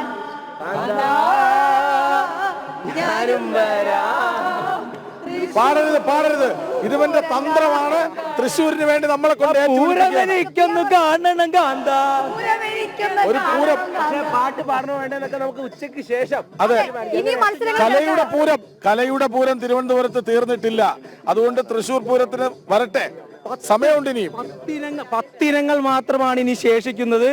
ആ 10 ഇനങ്ങളിലും തൃശ്ശൂർ അത്യധികം മുന്നേറി സ്വർണ്ണക്കപ്പും എന്റെ നാട്ടിലേക്ക്. 10 ഇനങ്ങളിൽ തൃശ്ശൂർ മാത്രമേ മത്സരിക്കുന്നുള്ളൂ. അല്ലല്ല, പക്ഷേ കോൺഫിഡൻസ് ആണ്, കോൺഫിഡൻസിന് യാതൊരു കുറവില്ല. ഇത് 1ാം ദിവസം മുതൽ ഞാൻ പറയുന്ന കാര്യമാണ്. സ്വർണ്ണക്കപ്പിനൊപ്പം ജനം ടിവിയുടെ ഈ കപ്പും ഇന്ന് തൃശ്ശൂരിലേക്ക് എത്തിയും. ശരി, അതെല്ലാം നമുക്ക് കണ്ടു കാണണം. തൃശ്ശൂർ നേടുമോ, കണ്ണൂര് നേടുമോ, പാലക്കാട് നേടുമോ, കോഴിക്കോട് നേടുമോ എന്നൊക്കെ കാത്തിരുന്നു കാണണം. ഞങ്ങളൊരു ടീമായി ഒന്നായി ഒരുമിച്ച് ഒരേ വേഷമിട്ട് പ്രേക്ഷകർക്ക് മുന്നിലെത്തുന്നത് ഒരു സന്ദേശമായി കരുതണം. ഞങ്ങളുടെ കൂട്ടായ്മ, ആ കൂട്ടായ്മയുടെ വിജയമായിരുന്നു കഴിഞ്ഞ 4 ദിവസം പ്രേക്ഷകരിലേക്ക് എത്തിക്കാൻ ഞങ്ങൾക്ക് സാധിച്ചത്. 25 വേദികളിലും ഞങ്ങളുടെ റിപ്പോർട്ടർമാർ സജീവമായിരുന്നു. എല്ലാ വാർത്തകളും നിങ്ങളിലേക്ക് എത്തിക്കാൻ കഴിഞ്ഞു എന്ന് അവകാശപ്പെടുന്നില്ല, പക്ഷേ എത്തിക്കേണ്ട വാർത്തകളൊക്കെയും എത്തിച്ചു എന്ന ആത്മവിശ്വാസം ഞങ്ങൾക്കുണ്ട്. അവിടെ സ്വർണ്ണക്കപ്പ് ഇവിടെ ജനം ടിവിയുടെ സ്വർണ്ണക്കപ്പ് ഇതാര് നേടുമെന്നുള്ള ആകാംക്ഷ ഭരിതമായ അവസാന മണിക്കൂറുകളിലൂടെയാണ് നമ്മൾ കടന്നു പോയിക്കൊണ്ടിരിക്കുന്നത്, അല്ലേ മിഥുനയ്യപ്പൻ? തീർച്ചയായിട്ടും ഞാൻ വീണ്ടും വീണ്ടും പറയുന്നു, തൃശ്ശൂരിലേക്ക് എത്തും. അതിൽ യാതൊരു യാതൊരു സംശയത്തിന്റെ ആവശ്യമില്ല. ആത്മവിശ്വാസം നല്ലതാണ്. അതെ, മിഥുനയ്യപ്പന്റെ ആത്മവിശ്വാസം അല്ലെങ്കിൽ ആ വിശ്വാസം ഇതിനെ രക്ഷിക്കട്ടെ. ഈ കലോത്സവത്തിൽ ഏറ്റവും എനിക്ക് വൈബായി തോന്നിയ ഒരാൾ, നിങ്ങൾ ആരും വിഷമിച്ചിട്ട് കാര്യമില്ല, നിങ്ങൾ എല്ലാവരും ആത്മാർത്ഥമായി പണിയെടുത്തു. പക്ഷേ വൈബിന്റെ അങ്ങേയറ്റം അത് ടിൻഡുവാണ്. നിങ്ങൾക്ക് എന്തോ സ്പെഷ്യൽ ആയിട്ട് ടിൻഡുവിന്റെ അടുത്ത് ഒരു ഇതുണ്ട് അല്ലേ? എനിക്കൊരു കാര്യമില്ല കേട്ടോ. സഡൻ കോമഡീസ് കൗണ്ടേഴ്സ് ആണോ ടിൻഡു? ദേവിക അടുത്ത് നിർത്തിയിട്ട് ഇത്രയും ദിവസം നിങ്ങളുടെ കൂടെ പക്ഷേ ദേവിക അടുത്ത് നിർത്തിയിട്ട് പറഞ്ഞു എല്ലാവരോടും സ്നേഹമേ ഉള്ളൂ, എല്ലാവരോടും നമ്മൾ ഒന്നാണ്, നമ്മൾ ടീമാണ്. പക്ഷെ ഓരോ വൈബ് ടിൻഡു എന്നാണ് പറയുന്നത്. ബിനീഷിന്റെ സംഘാടനം പറയണ്ടേ? പിന്നെ തീർച്ചയായിട്ടും പറയണം. ശ്രീനന്ദ ആദ്യമായിട്ടാണ് എത്തുന്നത്. ശ്രീലങ്കയുടെ അരങ്ങേറ്റമായിരുന്നു, പൊളിച്ചില്ലേ? മനോജ് എല്ലാ വിഷയത്തിലും അരങ്ങേറി, എല്ലാ ഇനത്തിലും അരങ്ങേറി. കുച്ചിപ്പുടിക്ക് അരങ്ങേറി, തിരുവാതിരക്ക് അരങ്ങേറി, എല്ലാത്തിലും അരങ്ങേറിയിട്ടുണ്ട്. എല്ലാവരും ശരി. എന്തായാലും എനിക്ക് വിനീഷ് അതെ, നമ്മുടെ പ്രൊഡ്യൂസർ, ഇനി നമുക്ക് വേദികളിലേക്ക് ആളുകളെ ക്ഷണിക്കണം. വിനീഷ്, നമ്മൾ ക്യാമറയ്ക്ക് മുന്നിലുള്ളവരെ മാത്രമേ പ്രശാന്ത് ശങ്കരമംഗലത്ത്. പ്രശാന്ത് ഒന്നാം തരം റിപ്പോർട്ടറാണ്. സംസ്കൃതത്തിൽ അങ്ങേയറ്റം പാണ്ഡിത്യമുള്ള ഒരാളാണ്. പക്ഷേ സംസ്കൃതോത്സവം പോലും നേരെ പോയി റിപ്പോർട്ട് ചെയ്യാൻ പാവത്തിന് പറ്റിയില്ല. കാരണം നമ്മളെ എല്ലാവരെയും ഏകോപിപ്പിക്കുന്നതിൽ ഒരു വലിയ ശക്തിയായി നിലകൊണ്ട ആള് പ്രശാന്താണ്. പ്രശാന്ത്, ഇനിയെങ്കിലും ഒന്ന് മിണ്ടടേ. പൊതുവെ പ്രേമിൽ വരുന്ന ആളാണ് അല്ലേ പ്രശാന്ത്? പിന്നെ തീർച്ചയായിട്ടും വലിയ സന്തോഷമുണ്ട്. എന്തായാലും നമുക്കൊരു വിജയമാക്കി മാറ്റാൻ കഴിഞ്ഞു. ഒച്ചയില്ല, അതാണ് രസം. എന്നാൽ അലച്ചിട്ടില്ല, വലിയ അലപ്പില്ലെങ്കിൽ പോലും സൗണ്ട് പോയി.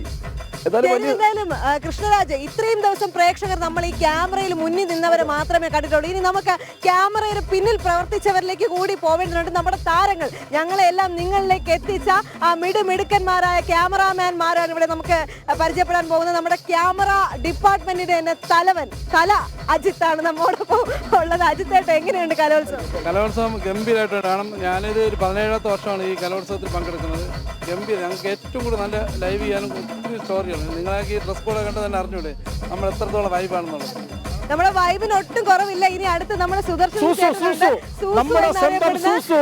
ചേട്ടൻ ഇവിടെ അനങ്ങിയിട്ടില്ല. സുദർശൻ ചേട്ടന് 5 ദിവസം. എങ്ങനെയുണ്ട് സുദർശൻ ചേട്ടാ കലോത്സവം? അടിപൊളിയല്ലേ? അടിപൊളിയാണ് കലോത്സവം. ഒന്നാമത് നമ്മുടെ തിരുവനന്തപുരം ജില്ലയിലാണ്. നല്ല രീതിയിൽ നമുക്ക് പെർഫോം ചെയ്യാനും കഴിഞ്ഞിട്ടുണ്ട്, നല്ല രീതിയിൽ അത് ഒപ്പിയെടുക്കാനും കഴിഞ്ഞിട്ടുണ്ട്. സൂസു എപ്പോഴും ചിരിച്ചുകൊണ്ട് മാത്രമേ പ്രതികരിക്കൂ. എന്ത് നമ്മൾ പറഞ്ഞാലും ആസ്വദിച്ചാണ് മറുപടി. നമുക്ക് നമ്മുടെ പവലിയനിലേക്ക് കൂടി കടന്നു പോകണം. അനന്തു വരൂ ചേട്ടാ, വരൂ. പ്രഹ്ലാദേട്ടാ, പ്ലീസ് കം ഓൺ. പ്രഹ്ലാദേട്ടനെ എനിക്ക് തോന്നുന്നു നമ്മൾ ക്യാമറയ്ക്ക് പിന്നിലുള്ളവർക്ക് കൃത്യമായി അറിയാം. ഒരു സംഘാടകൻ എന്നുള്ള നിലയിലും എല്ലാ കാര്യങ്ങളും ഓടി നടന്ന് ചെയ്യുന്നു. നമ്മുടെ ഓഡിയോ ഡിപ്പാർട്ട്മെന്റിന്റെ ഹെഡ് കൂടിയാണ് പ്രഹ്ലാദൻ. എങ്ങനെയാണ് വൈബ്? ഉറക്കത്തിലും കണ്ണാടി വെക്കുന്ന ആളാണ് പ്രഹ്ലാദൻ. അടിപൊളി കലോത്സവം. 4-5 ദിവസം തീരുമ്പോ ഉള്ളൊരു ബുദ്ധിമുട്ട് മാത്രമേ ഉള്ളൂ. ബാക്കിയെല്ലാം നല്ല വൈബായിരുന്നു. അടിപൊളി. ഒരു പാട്ട്, പ്രഹ്ലാദം ഒന്നാം തരം പാട്ടുകാരനാണ്, സംഗീതകാരനാണ്. അതായത് പാട്ട് ചിട്ടപ്പെടുത്തുന്ന ആളാണ്. അപ്പൊ പ്രഹ്ലാദൻ ഒരു പാട്ട്, 4 വരി, ഒരു തമിഴ് പാട്ട്. എല്ലാരും കൂടണേ. മാങ്കുയിലേ പൂങ്കുയിലേ சேதி ஒன்னு கேளு, உன்ன மாலையிட தேடி வரும் நாளை என்ன நாளு. மாங்குயிலே பூங்குயிலே சேதி ஒன்னு கேளு, உன்ன மாலையிட தேடி வரும் நாளை என்ன நாளு. Thank you. പെട്ടെന്ന് ആരാണത്? നമ്മുടെ നിമിഷ കവിയാണ്. നിമിഷ കവി പാടിയോ? ആ തൃശ്ശൂരിലെ കാന്ത വിട്ട് വേറൊരു പിടി പിടിച്ചാലോ? നമുക്കൊരു എട്ടി പിടിച്ചാലോ? ഏതെങ്കിലും ഒരു പാട്ട്. എട്ടിപ്പിടിച്ചാലോ കെട്ടിപ്പിടിച്ചാലോ? അല്ല, എട്ടിപ്പിടിക്കാന്ന് ഉദ്ദേശിച്ചത്. വരൂ. ഏത് പാട്ട് പാടണം പറ. ഏത് പാട്ടും പാടുവോ? ആ പാട്ടിലേക്ക് പോകും മുമ്പേ നമ്മൾ ഈ പാടുന്ന പാട്ടൊക്കെ പ്രേക്ഷകരിലേക്ക് എത്തണമെങ്കിൽ അതിന് ശബ്ദ സംവിധാനം ഒരുക്കുന്നവരെയും കൂടി നമ്മൾ പരിചയപ്പെടേണ്ടതുണ്ട്. വരൂ, നമ്മുടെ പരിചയപ്പെടുത്തു. കഴിഞ്ഞ ഒരാഴ്ച ഇവിടെ DJ ആയിരുന്നു. രാത്രിയായ ഗോവിന്ദനെ കരുതി ഒരു രക്ഷയില്ലെന്നാണ് അപ്പുറത്തും ഇപ്പുറത്തുള്ളവർ പറയുന്നത്. നമ്മൾ ബംഗാളി എന്നാണ് ഇപ്പോൾ വിളിച്ചുകൊണ്ടിരിക്കുന്നത്. എങ്ങനെയുണ്ട് കലോത്സവം? കലോത്സവം നല്ല രസമാണ്, ഒരു വൈബാണ്.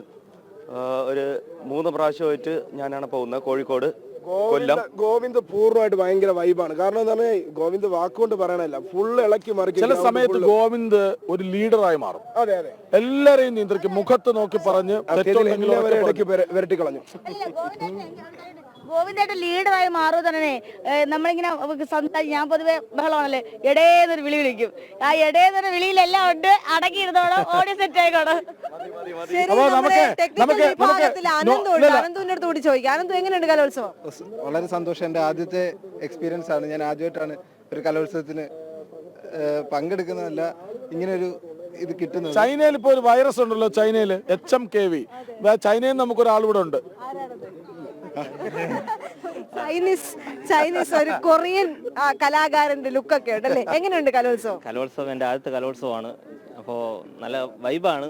പിന്നെ നമ്മൾ ബാക്കിൽ ഇരിക്കുന്നതുകൊണ്ട് ആ വൈബ് ആസ്വദിക്കാൻ പറ്റാത്തതിന്റെ ഒരു ചെറിയ വിഷമം ഉണ്ടായിരുന്നു. അങ്ങനെയൊന്നുമില്ല, നിങ്ങളാണ് ഏറ്റവും കൂടുതൽ ഈ വൈബ് ആസ്വദിക്കുന്നത് ഞങ്ങൾ കണ്ടിട്ടുണ്ട്. എന്തായാലും ചേട്ടൻ വരൂ, നമ്മുടെ വിഷ്വൽ എഡിറ്റർ കൂടിയായ ചേട്ടൻ മുന്നിലേക്ക് വരൂ. ആദ്യം ക്യാമറയിൽ നിന്ന് വരുന്ന വിഷ്വൽസിനെ ഒരേ പല ക്യാമറ. ശരി, എന്തായാലും ചേട്ടന്റെ കലോത്സവം എങ്ങനെയുണ്ട് ഈ വർഷത്തെ കലോത്സവം? നല്ല രസമുണ്ട്. ഞാൻ ആദ്യമായിട്ടാണ് കലോത്സവം ചെയ്യുന്നത്. എന്തായാലും നമ്മുടെ ടീമിനെ ഏതാണ്ട് പരിചയപ്പെടുത്തിയെന്ന് തോന്നുന്നു. വിഷ്ണു കുണ്ടറ എല്ലാരും ആരാണത്? വരൂ വിവേകേട്ടാ, വരാൻ തയ്യാറായി നിൽക്കുന്നില്ലെങ്കിലും വരൂ. നമ്മുടെ ജനം TV ആണ്, നമ്മുടെ പ്രേക്ഷകരാണ്, അവർക്ക് നമ്മളെ കൃത്യമായി അറിയാം. വിവേകേട്ടാ, എങ്ങനെയുണ്ട് കലോത്സവം? കലോത്സവം അടിപൊളിയല്ലേ, സൂപ്പറാണ്. ഈ വർഷത്തെ കലോത്സവം ഇതെന്റെ ആദ്യത്തെ കലോത്സവമാണ്. അപ്പോൾ സൂപ്പറാണ്, ഗംഭീരമാണ്, നല്ല വൈബാണ്. അതെ ദേവിക, ഈ കടുത്ത വെയിലാണ്. ഒരു 9-9:30 മണി കഴിഞ്ഞ പിന്നെ ഇവിടെ ഇപ്പൊ തന്നെ ചൂടാണ്. ഈ ചൂടത്തും എല്ലാ വേദികളിലും പോയി വിഷ്വൽസ് പകർത്തുന്ന കുണ്ടറ നമുക്കൊപ്പം ഉണ്ട്. പേര് പറഞ്ഞ് പരിചയപ്പെടുത്തി. എന്റെ ബിജു, എന്നെ വിളിക്കുന്നത് ഇവിടെ എല്ലാരും വിളിക്കുന്നത് കുണ്ടറ എന്നാണ് വിളിക്കുന്നത്. അത് പ്രധാനപ്പെട്ട ആൾ നമ്മുടെ വിനീഷ് ചേട്ടനാണ് എന്നെ ഇങ്ങനെ ആക്കി എടുത്തത്. ഈ പേര് ഫേമസ് ആക്കിയത് നമ്മുടെ വിനീഷ് ചേട്ടനാണ്. നമ്മുടെ ക്യാമറയിലെ പരിചയപ്പെടുത്തുമ്പോൾ ഒരു കാര്യം ഓർക്കണം, ഈ ക്യാമറയിൽ പഴയിടം മോഹനൻ നമ്പൂതിരിയുടെ ഇത്രയും രുചികരമായ ഭക്ഷണം നമുക്ക് കിട്ടുന്നുണ്ടല്ലേ, എന്നിട്ട് പോലും വീട്ടിൽ നിന്ന് ചോറ് കൊണ്ടുവന്ന് കഴിക്കുന്ന വിഷ്ണു. എന്തായാലും വീട്ടിൽ നിന്ന് കൊണ്ടുവന്ന് ആഹാരം കഴിക്കുന്നതാണ് ആരോഗ്യത്തിന് നല്ലത്, കുടുംബജീവിതത്തിന് നല്ലത്. മാത്രമല്ല വിഷ്ണു കലോത്സവം കൊള്ളായിരുന്നു. ഞാനിപ്പം 2ാമത്തെ ദിവസമാണ് വർക്ക് ചെയ്യുന്നത്. ഇഷ്ടപ്പെട്ടു, കൊള്ളാം. അതെ, വിഷ്ണു വീട്ടിൽ നിന്ന് ചോറ് കൊണ്ടുവന്ന് കഴിക്കുന്നതിന് മറ്റൊരു കാരണം കൂടി ഉണ്ട്. വിഷ്ണു അതെ, കളരി ഗുരു കൂടിയാണ്. കളരി എല്ലാം ഉണ്ടല്ലോ. എവിടെയാണ് കളരി? കളരി വീട്ടിൽ തന്നെയാണ്, വേങ്ങോട്. എനിക്കൊരു സജഷൻ ഉണ്ട്, 2 ചൂട് വയ്പ്പിച്ചാലോ, ഗംഭീരാവൂലേ? കളരി ഏറ്റുവാങ്ങിയ ശീലമുള്ളൂ, കളരി അവതരിപ്പിച്ച ശീലമില്ല. ശരി, എവിടെ അജിത് ചേട്ടാ, നമ്മള് എല്ലാവരും A-Z ഈ കലോത്സവത്തിൽ ജനം TVക്ക് പിന്നിലും മുന്നിലും നിന്ന് നയിച്ച മുഴുവൻ പേര് എല്ലാവരും ഒരുപോലെയായിരുന്നു, ഒറ്റക്കെട്ടായിരുന്നു.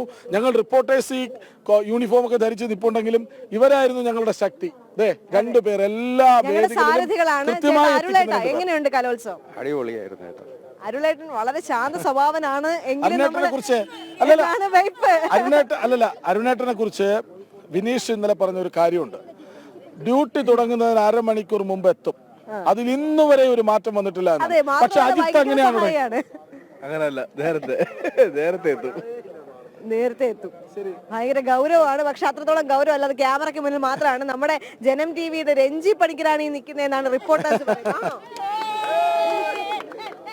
അതൊരു കട്ടൊക്കെ ഉണ്ടല്ലേ ഫേസില്. എന്തായാലും കൊള്ളാം. അജിത്തേട്ടാ, എന്താ ഇങ്ങനെ മിണ്ടാതിരിക്കുന്നത്? എങ്ങനെയുണ്ട്? ഞങ്ങളെയൊക്കെ ഇങ്ങ് കൊണ്ടുപോകുന്നത് എങ്ങനെയുണ്ട്? അടിപൊളിയാണ്, അടിപൊളി വൈബാണ്. ഇപ്പം വരും, വേറൊരു സാരഥിയാണ് നമ്മുടെ അവിടെ ഉള്ളത്. എങ്ങനെയുണ്ട് കലോത്സവം? അടിപൊളി. ശരി, എന്തായാലും ഭയങ്കര വൈബ്രന്റ് ആയിട്ടുള്ള ഒരു ഡ്രൈവർ അല്ലെ, സാരഥി കൂടിയാണ് നമ്മുടെ ഹരിച്ചേട്ടൻ. പേടിക്കണ്ട കേട്ടോ, ടിൻഡു പറയുന്ന ഒന്നും കാര്യമാക്കണ്ട. ശരി, എന്തായാലും നമ്മുടെ വൈബിന് ഒരു കുറവുമില്ല. മിഥുൻ അയ്യപ്പൻ നമുക്ക് വേണ്ടി ഒരു നാടൻ പാട്ട് പാടി തരാന്നാണ് പറഞ്ഞിരിക്കുന്നത്. മിഥുൻ അയ്യപ്പൻ, നമുക്ക് നാടൻ പാട്ടിലേക്ക് കടന്നാലോ? അപ്പൊ എല്ലാരും കൂടെ അപ്പൊ ഇതിൽ ഞാൻ തൃശ്ശൂർ വിട്ടൊരു കളിയില്ല. തൃശ്ശൂരിന്റെ സ്വന്തം മണിമുത്ത്, കേരളത്തിന്റെ സ്വന്തം മണിമുത്ത് കലാപമണിയുടെ ഒരു അടിച്ചപൊളി പാട്ട് നമുക്ക് പറ്റുന്ന പോലെ പാടാം. ഓക്കെ അല്ലേ? വാ വാ വാ, റെഡി? പാട്ട് പാടാൻ അറിയാന്നുള്ളവർക്ക് താങ്കളൊന്ന് മൈക്ക് കൈമാറുമോ? റെഡി? 1 2 3. ഞാനൂന്റെ അളിയന് കൂടി തൊട്ടുപറമ്പെ പോകുമ്പോ തൊട്ടുപറമ്പത്തൊരു ചേനത്തണ്ടൻ ചീറ്റിക്കൊണ്ട് വാഞ്ഞെടുത്ത് വന്നപ്പോ കുറുവടി പോലൊരു ചെറുപടി കൊണ്ട് നമ്മേശൻ വന്നേ.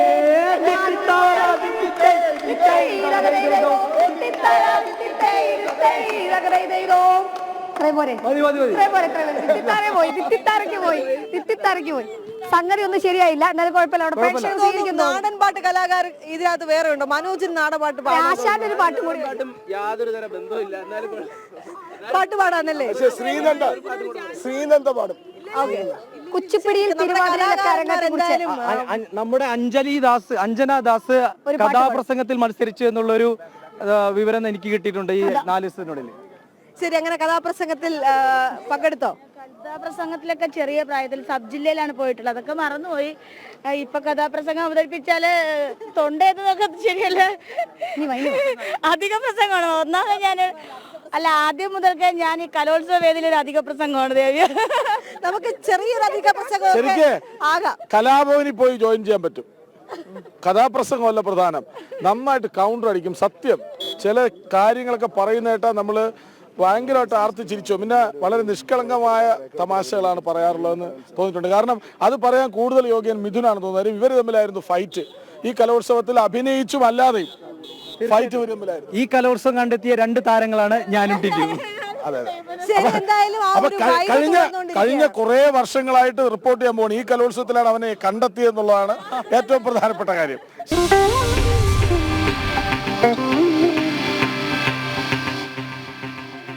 നമ്മൾ കലോത്സവത്തിന്റെ വേദിയിൽ തന്നെയാണ്, പക്ഷേ നമുക്ക് വളരെ പ്രധാനപ്പെട്ട ഒരു വാർത്തയിലേക്ക് കൂടി പോകേണ്ടതുണ്ട്. ഡൽഹിയിൽ ഇസ്ലാമിക ഭീകര സംഘടനയായ പോപ്പുലർ ഫ്രണ്ടിന് പണം നൽകിയ 10,000 മലയാളി അക്കൗണ്ടുകൾ കണ്ടെത്തിയെന്നാണ്. അപ്പോൾ മലയാളികൾക്ക് ഭീകര പ്രസ്ഥാനങ്ങളിലുള്ള സ്വാധീനം ഒരിക്കൽ കൂടി വ്യക്തമാക്കുന്നതാണ് ഈ വാർത്ത. NIA കണ്ടെത്തിയിരിക്കുന്നു. ഗൾഫ് രാജ്യങ്ങളിൽ നിന്നാണ് പണമെത്തിയത്.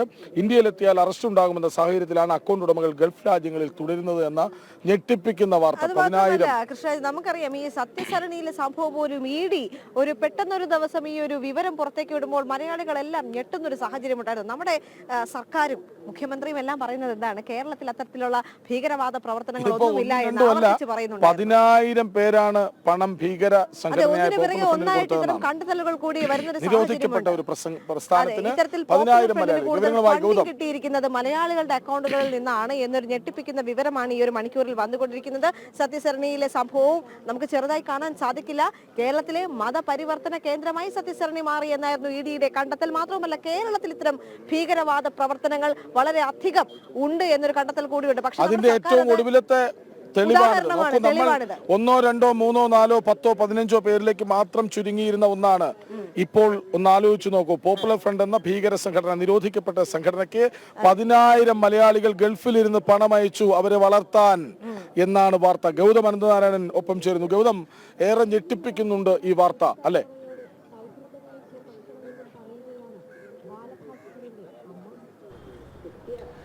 കൃഷ്ണരാജ്, പോപ്പുലർ ഫ്രണ്ടിന്റെ നിരോധനത്തിന് ശേഷവും അതിന് മുൻപും ഈ ഭീകര സംഘടനയ്ക്ക് എവിടെ നിന്നാണ് പണം എത്തുന്നത് എന്നത് സംബന്ധിച്ചുള്ള വലിയ അന്വേഷണം ദേശീയ ഏജൻസികൾ നടത്തുന്നുണ്ടായിരുന്നു. ദേശീയ അന്വേഷണ ഏജൻസിയും അതോടൊപ്പം തന്നെ എൻഫോഴ്സ്മെന്റ് ഡയറക്ടറേറ്റുമാണ് ആദ്യം ഇതുമായി ബന്ധപ്പെട്ടുള്ളൊരു അന്വേഷണം നടത്തിയത്. അതിൽ കൃത്യമായി തന്നെ മനസ്സിലാക്കാൻ കഴിഞ്ഞിരിക്കുന്നത് ഏതാണ്ട് 13,000 അക്കൗണ്ട് വഴിയാണ് PFI എന്ന ഇസ്ലാമിക ഭീകര സംഘടനയ്ക്ക് വിദേശ രാജ്യങ്ങളിൽ നിന്നും പണം എത്തിയത്. ഈ പണം എത്തിയ 13,000 അക്കൗണ്ടുകളിൽ 10,000 അക്കൗണ്ടുകൾ മലയാളികളുടേതാണ് എന്നതാണ് ഏറ്റവും ശ്രദ്ധേയമായിട്ടുള്ള ഘടകം. ഈ മലയാളികളെല്ലാം തന്നെ ഗൾഫ് രാജ്യങ്ങളിലാണ്. UAEയുടെ ഭാഗമായിട്ടുള്ള ദുബൈ, അബുദാബി, അതോടൊപ്പം തന്നെ ഷാർജ പോലെയുള്ള വിവിധ സ്ഥലങ്ങളിൽ UAEയുടെയും അതോടൊപ്പം തന്നെ മറ്റ് ഗൾഫ് രാജ്യങ്ങൾ, സൗദി അറേബ്യ പോലുള്ള രാജ്യങ്ങൾ കേന്ദ്രീകരിച്ച് ജോലി ചെയ്യുന്നവരാണ്. അവരാണ് ഈ 10,000 അക്കൗണ്ടുകളുടെ ഉടമ എന്നാണ് ദേശീയ അന്വേഷണ ഏജൻസി ഇപ്പോൾ കണ്ടെത്തിയിരിക്കുന്നത്. അങ്ങനെ 13,000 അക്കൗണ്ടുകൾ വഴി ഭീകര സംഘടനയായ പോപ്പുലർ ഫ്രണ്ടിന് രാജ്യത്തേക്ക് പണമെത്തി. അതിൽ 10,000-ത്തിലടുത്ത അക്കൗണ്ടുകളും മലയാളികളുടേതാണ് എന്ന ഞെട്ടിപ്പിക്കുന്നതായ വസ്തുത ദേശീയ അന്വേഷണ ഏജൻസി വ്യക്തമാക്കുകയാണ്. മാത്രമല്ല ഇതിൽ ശ്രദ്ധേയമായ മറ്റൊരു ഘടകം ഈ 10,000 മലയാളികളും നമ്മുടെ രാജ്യത്തേക്ക് തിരിച്ചു വരുന്നില്ല എന്നുള്ളതാണ്. ഇവരെല്ലാം കണ്ണൂര്, കാസർഗോഡ്, മലപ്പുറം പോലെയുള്ള വടക്കൻ കേരളത്തിലെ വിവിധ ജില്ലകൾ അതുപോലെ തന്നെ പത്തനംതിട്ട പോലുള്ള ജില്ലകളിൽ നിന്നൊക്കെ ഉള്ളവരാണ്. ഇവരെല്ലാം ഈ പോപ്പുലർ ഫ്രണ്ടിന്റെ നിരോധനത്തിന് ശേഷം തിരിച്ച് ഇന്ത്യയിലേക്ക് എത്തിയിട്ടില്ല. ഈ ഗൾഫ് രാജ്യങ്ങളിൽ തന്നെ തുടരുകയാണ്. കാരണം രാജ്യത്തേക്ക് തിരിച്ചെത്തിക്കഴിഞ്ഞാൽ ആ സെക്കൻഡിൽ ദേശീയ അന്വേഷണ ഏജൻസി ഇവരെ കസ്റ്റഡിയിലെടുക്കും. ഈ ഭയം മൂലമാണ് ഈ PFIയുടെ ഭീകരന്മാർ അതല്ലെങ്കിൽ പോപ്പുലർ ഫ്രണ്ട് എന്ന ഭീകര സംഘടനയെ സഹായിച്ച വ്യക്തികൾ ഇപ്പോൾ ഗൾഫ് രാജ്യങ്ങളിൽ തുടരുന്നത്. NIA വൃത്തങ്ങൾ നമുക്ക് നൽകുന്ന സൂചന ഇവരിൽ പലരും അവരുടെ കുടുംബങ്ങളെ അവിടേക്ക് കൊണ്ടുപോവുകയാണ്. അതായത് കേരളത്തിൻ്റെ വിവിധ ഭാഗങ്ങളിലുള്ള അവരുടെ ഭാര്യമാർ, അതോടൊപ്പം തന്നെ കുഞ്ഞുങ്ങൾ, അങ്ങനെയുള്ളവരെയൊക്കെ കാണുന്നതിനായി അവരെ അവിടേക്ക് കൊണ്ടുപോകുക മാത്രമാണ് ചെയ്യുന്നത്. ഈ വ്യക്തികൾ, ഈ 10,000 അക്കൗണ്ട് ഉടമകളിൽ ആരെങ്കിലും നമ്മുടെ രാജ്യത്തെ വിമാനത്താവളത്തിൽ എത്തിക്കഴിഞ്ഞാൽ അപ്പോൾ തന്നെ അറസ്റ്റ് ചെയ്യുക എന്നതാണ് കേന്ദ്ര ഏജൻസികളുടെ നീക്കം. ഏതാണ്ട് 2 ദിവസങ്ങൾക്ക് മുൻപ് ഡൽഹിയിൽ അത്തരം ഒരു അറസ്റ്റ് നടന്നിരുന്നു. ബീഹാർ സ്വദേശിയായ ഒരു മുഹമ്മദ് ആലം എന്ന വ്യക്തി ഡൽഹി അന്താരാഷ്ട്ര വിമാനത്താവളത്തിൽ ഇറങ്ങിയ സമയം തന്നെ ദേശീയ അന്വേഷണ ഏജൻസി ഇയാളെ കസ്റ്റഡിയിലെടുത്തു. ഇയാൾ ഈ പോപ്പുലർ ഫ്രണ്ടിന് ദുബൈയിൽ നിന്നും പണം നൽകിയ അക്കൗണ്ടുകളുടെ ഒരു ഉടമയാണ്. ഈ 13,000 അക്കൗണ്ടുകളിൽ ഒരു വ്യക്തിയാണ് ഈ മുഹമ്മദ് ആലം എന്ന ബീഹാറിലെ പട്ന സ്വദേശി. ഇയാൾ ദുബൈ വിമാനത്താവളത്തിൽ നിന്നും നേരെ പറന്നുയർന്ന് ഡൽഹിയിലെത്തി. ആ ഘട്ടത്തിൽ തന്നെ ദേശീയ അന്വേഷണ ഏജൻസി ഇയാളെ കസ്റ്റഡിയിലെടുക്കുകയായിരുന്നു. ഈ രീതിയിൽ ഇത്തരത്തിൽ പണം നൽകിയിട്ടുള്ള ആളുകൾ നമ്മുടെ രാജ്യത്ത് എവിടെ കാലുകുത്തിക്കഴിഞ്ഞാലും ആ സെക്കൻഡിൽ തന്നെ NIAക്ക് അത് സംബന്ധിച്ചുള്ള കൃത്യമായ വിവരം ലഭിക്കും. ഈ ഭയം മൂലമാണ് ഈ പോപ്പുലർ ഫ്രണ്ടിനെ സാമ്പത്തികമായി സഹായിച്ചിട്ടുള്ള ആളുകൾ ഇപ്പോൾ ഗൾഫ് രാജ്യങ്ങളിൽ തന്നെ തുടരുന്നത്. കൃഷ്ണരാജ്.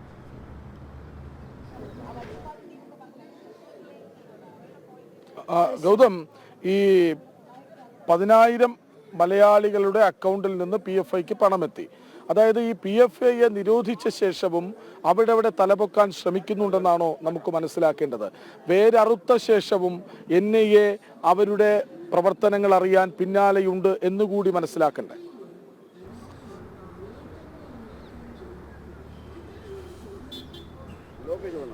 കൃഷ്ണരാജ്, ആ സൂചനയാണ് അല്ലെങ്കിൽ ആ സന്ദേശമാണ് ദേശീയ അന്വേഷണ ഏജൻസി ആണെങ്കിലും എൻഫോഴ്സ്മെന്റ് ഡയറക്ടറേറ്റ് ആണെങ്കിലും നൽകുന്നത്. അതായത് സാധാരണയായി നമ്മുടെ രാജ്യത്ത് മുൻപ് പല നിരോധനങ്ങൾ കേന്ദ്ര ഏജൻസികളും നടത്തിയിട്ടുണ്ട്. നമുക്കറിയാം 1980കളുടെ ആ സമയത്ത് രൂപപ്പെട്ടിട്ടുള്ള സിമി, പിന്നീട് 2000-ൽ AB വാജ്പേയി സർക്കാരാണ് അതിൻ്റെ നിരോധനം ഏർപ്പെടുത്തിയത്. ആ സിമി പിന്നീട് NDF ആയി മാറുന്ന സാഹചര്യം ഉണ്ടായിരുന്നു. അപ്പോൾ നമ്മൾ ഇതിൽ നിന്നും ഈ കേന്ദ്ര ഏജൻസികൾ ഉൾപ്പെടെ കണ്ടെത്തിയ ഒരു കാര്യം, നിലവിൽ ഏതെങ്കിലുമൊക്കെ സംഘടനകൾ വിവിധ പേരുകളിൽ വീണ്ടും പ്രവർത്തിക്കുന്ന ഒരു പശ്ചാത്തലമുണ്ട്. അത് ഉണ്ടാകാതിരിക്കുന്നതിന് വേണ്ടിയിട്ടാണ് ഈ പോപ്പുലർ ഫ്രണ്ടുമായി ബന്ധപ്പെട്ട് ശക്തമായ നിരോധനം നരേന്ദ്രമോദി സർക്കാർ ഏർപ്പെടുത്തിയത്. കാരണം സിമി പോലെയുള്ള പല സംഘടനകൾ നമ്മുടെ രാജ്യത്ത് നിരോധിച്ചുവെങ്കിലും പിന്നീട് വ്യത്യസ്തമായ പേരുകളിൽ അത്തരം സംഘടനകൾ സജീവമാകുകയും സിമിക്ക് ശേഷം NDF ഉണ്ടാകുന്നുണ്ട്. NDF ഏതാണ്ട് നിരോധനത്തിൻ്റെ ഘട്ടത്തിലേക്ക് എത്തുമ്പോഴാണ് 2006-ൽ പോപ്പുലർ ഫ്രണ്ട് ഓഫ് ഇന്ത്യ എന്ന പുതിയ ഭീകര സംഘടന വരുന്നത്. അബ്ദുൾ നാസർ മദനി ആദ്യം ഇസ്ലാമിക് സേവാ സംഘടന ISS ഉണ്ടാക്കുന്നു. ആ ISS നിരോധിക്കുന്ന ഘട്ടത്തിൽ പിന്നീട് PDP ആകുന്നു. അങ്ങനെ ഒരു സംഘടനയെ നിരോധിച്ചു കഴിഞ്ഞാൽ മറ്റു പേരുകളിൽ വീണ്ടും ഇസ്ലാമിക ഭീകര ശക്തികൾ നമ്മുടെ രാജ്യത്ത് വേരൂന്നിയ ചരിത്രമുള്ളതിനാൽ നരേന്ദ്രമോദി സർക്കാരും ഇപ്പോഴത്തെ ആഭ്യന്തര മന്ത്രാലയവും കടുത്ത നിലപാടാണ് പോപ്പുലർ ഫ്രണ്ടിന് മേൽ സ്വീകരിച്ചിരിക്കുന്നത്. അതായത് പോപ്പുലർ ഫ്രണ്ടിൻ്റെ നിരോധനം 2022 സെപ്റ്റംബർ മാസം 28-ാം തീയതി പുലർച്ചെയാണ് നടപ്പാക്കിയതെങ്കിൽ അതിനുശേഷവും കേന്ദ്ര ഏജൻസികൾ, പ്രത്യേകിച്ച് എൻഫോഴ്സ്മെന്റ് ഡയറക്ടറേറ്റ് ആണെങ്കിലും NIA ആണെങ്കിലും ഈ ഭീകരരുടെ പിന്നാലെയുണ്ട്. ഇവർക്ക് അതിനുശേഷം സാമ്പത്തിക സഹായം നൽകിയവരും ഈ 13,000 അക്കൗണ്ട് ഉടമകളിൽ ഉണ്ട് എന്ന് തന്നെയാണ് EDയും NIAയും നമുക്ക് നൽകുന്ന സൂചന. എന്നാൽ ഈ 13,000 അക്കൗണ്ട് മുഴുവൻ നിരോധനത്തിന് ശേഷം മാത്രം പണം അയച്ചതല്ല, അതിന് മുൻപും പണം അയച്ചിട്ടുണ്ട്. കാരണം ഡൽഹി കലാപത്തിൽ ഉൾപ്പെടെ PFIയുടെ പങ്ക് നേരത്തെ അന്വേഷണ സംഘം കണ്ടെത്തുകയും വ്യാപകമായി വിദേശത്ത് നിന്നും പണം എത്തി ആ പണം ഉപയോഗിച്ചുകൊണ്ടാണ് ഇത്തരം കലാപങ്ങൾ രാജ്യത്തിൻ്റെ പല ഭാഗത്ത് പോപ്പുലർ ഫ്രണ്ട് ആസൂത്രണം ചെയ്ത് നടപ്പാക്കിയത് എന്ന് ദേശീയ അന്വേഷണ ഏജൻസി കണ്ടെത്തിയതാണ്. ഈ ഇത്തരം കണ്ടെത്തലുകളുടെ എല്ലാം ഫൈൻഡിങ്സിൻ്റെ തുടർച്ച എന്ന നിലയിലാണ് പിന്നീട് 2022-ൽ PFIയെ നിരോധിക്കുന്നത്. അത് നമുക്കറിയാം. അപ്പോൾ ഈ 13,000 അക്കൗണ്ടുകൾ എന്ന് പറയുന്നത് നിരോധനത്തിന് ശേഷം പണം വന്നു എന്നതല്ല, PFIയുടെ പ്രവർത്തനങ്ങൾക്കായി കഴിഞ്ഞ കുറച്ച് നാളുകളായി പണം വന്നിട്ടുള്ള അക്കൗണ്ടുകളാണ് ഈ 13,000. അതിൽ 10,000 എണ്ണവും മലയാളികളുടെ അക്കൗണ്ടുകളാണ് എന്നാണ് NIA വൃത്തങ്ങൾ നൽകുന്ന സൂചന. കൃഷ്ണരാജ്. ശരി, ഇസ്ലാമിക ഭീകര സംഘടനയായ നിരോധിക്കപ്പെട്ട പോപ്പുലർ ഫ്രണ്ടിന് ഗൾഫിൽ നിന്ന് 13,000 അല്ല കേട്ടോ, 13,000 അക്കൗണ്ടുകളിൽ നിന്ന് പണം വന്നു. അത് NIA കണ്ടെത്തിയിട്ടുണ്ട്. എവിടെയെങ്കിലും വന്ന് ഇറങ്ങിയാൽ അപ്പോൾ തൂക്കും എന്ന അവസ്ഥയാണ്. അതുകൊണ്ട് തന്നെ അവരെന്ത് ചെയ്യുന്നു, ഗൾഫിൽ തുടരാൻ തന്നെ തീരുമാനിക്കുന്നു. അവരുടെ കുടുംബാംഗങ്ങളെ കൂടി ഗൾഫിലേക്ക് കൂട്ടിക്കൊണ്ടുപോകുന്നു. ഇതാണ് ഇപ്പോഴത്തെ അവസ്ഥ. അതായത് നിരോധിക്കപ്പെട്ടാലും മറ്റു പല പേരുകളിൽ മറ്റു പല രൂപങ്ങളിൽ അവതരിപ്പിക്കപ്പെടാറാണ് പതിവ്. ഇത്തവണ NIA പേരറുത്തു മാറ്റിയിട്ടും പിടിവിടുന്നില്ല, പിന്നാലെ തന്നെയുണ്ട്. എവിടെ തലപൊക്കിയാലും അവിടെ അടിച്ചിരുത്തുക എന്നതാണ് കേന്ദ്ര ഏജൻസിയുടെ നയം. അതുകൊണ്ട് തന്നെ വളരെ പ്രതിസന്ധിയിലാണ് ഈ 13,000 മലയാളികളും നാട്ടിലെത്താൻ പറ്റാത്ത അവസ്ഥയാണ്. വിവരങ്ങൾ നൽകുകയായിരുന്നു ഗൗതം അനന്തനാരായണൻ. ഗൗതം തുടരുക. മറ്റൊരു റിപ്പോർട്ട് കൂടി പരിശോധിക്കേണ്ടതായിട്ടുണ്ട്. ഒരു രാഷ്ട്രം ഒരു തെരഞ്ഞെടുപ്പിന്റെ ആദ്യ JPC യോഗം ഇന്നാണ്. 39 അംഗ സംയുക്ത പാർലമെന്ററി സമിതിയാണ് നിലവിലുള്ളത്. കഴിഞ്ഞ ശൈത്യകാല സമ്മേളനത്തിൽ ബില്ല് അവതരിപ്പിച്ച കേന്ദ്ര സർക്കാർ പിന്നീട് JPCക്ക് അയക്കുകയായിരുന്നു. ഗൗതം തുടരുന്നുണ്ട്. ഗൗതം, ഈ വാർത്തയുമായി ബന്ധപ്പെട്ടുള്ള വിശദ വിവരങ്ങളും കൂടി.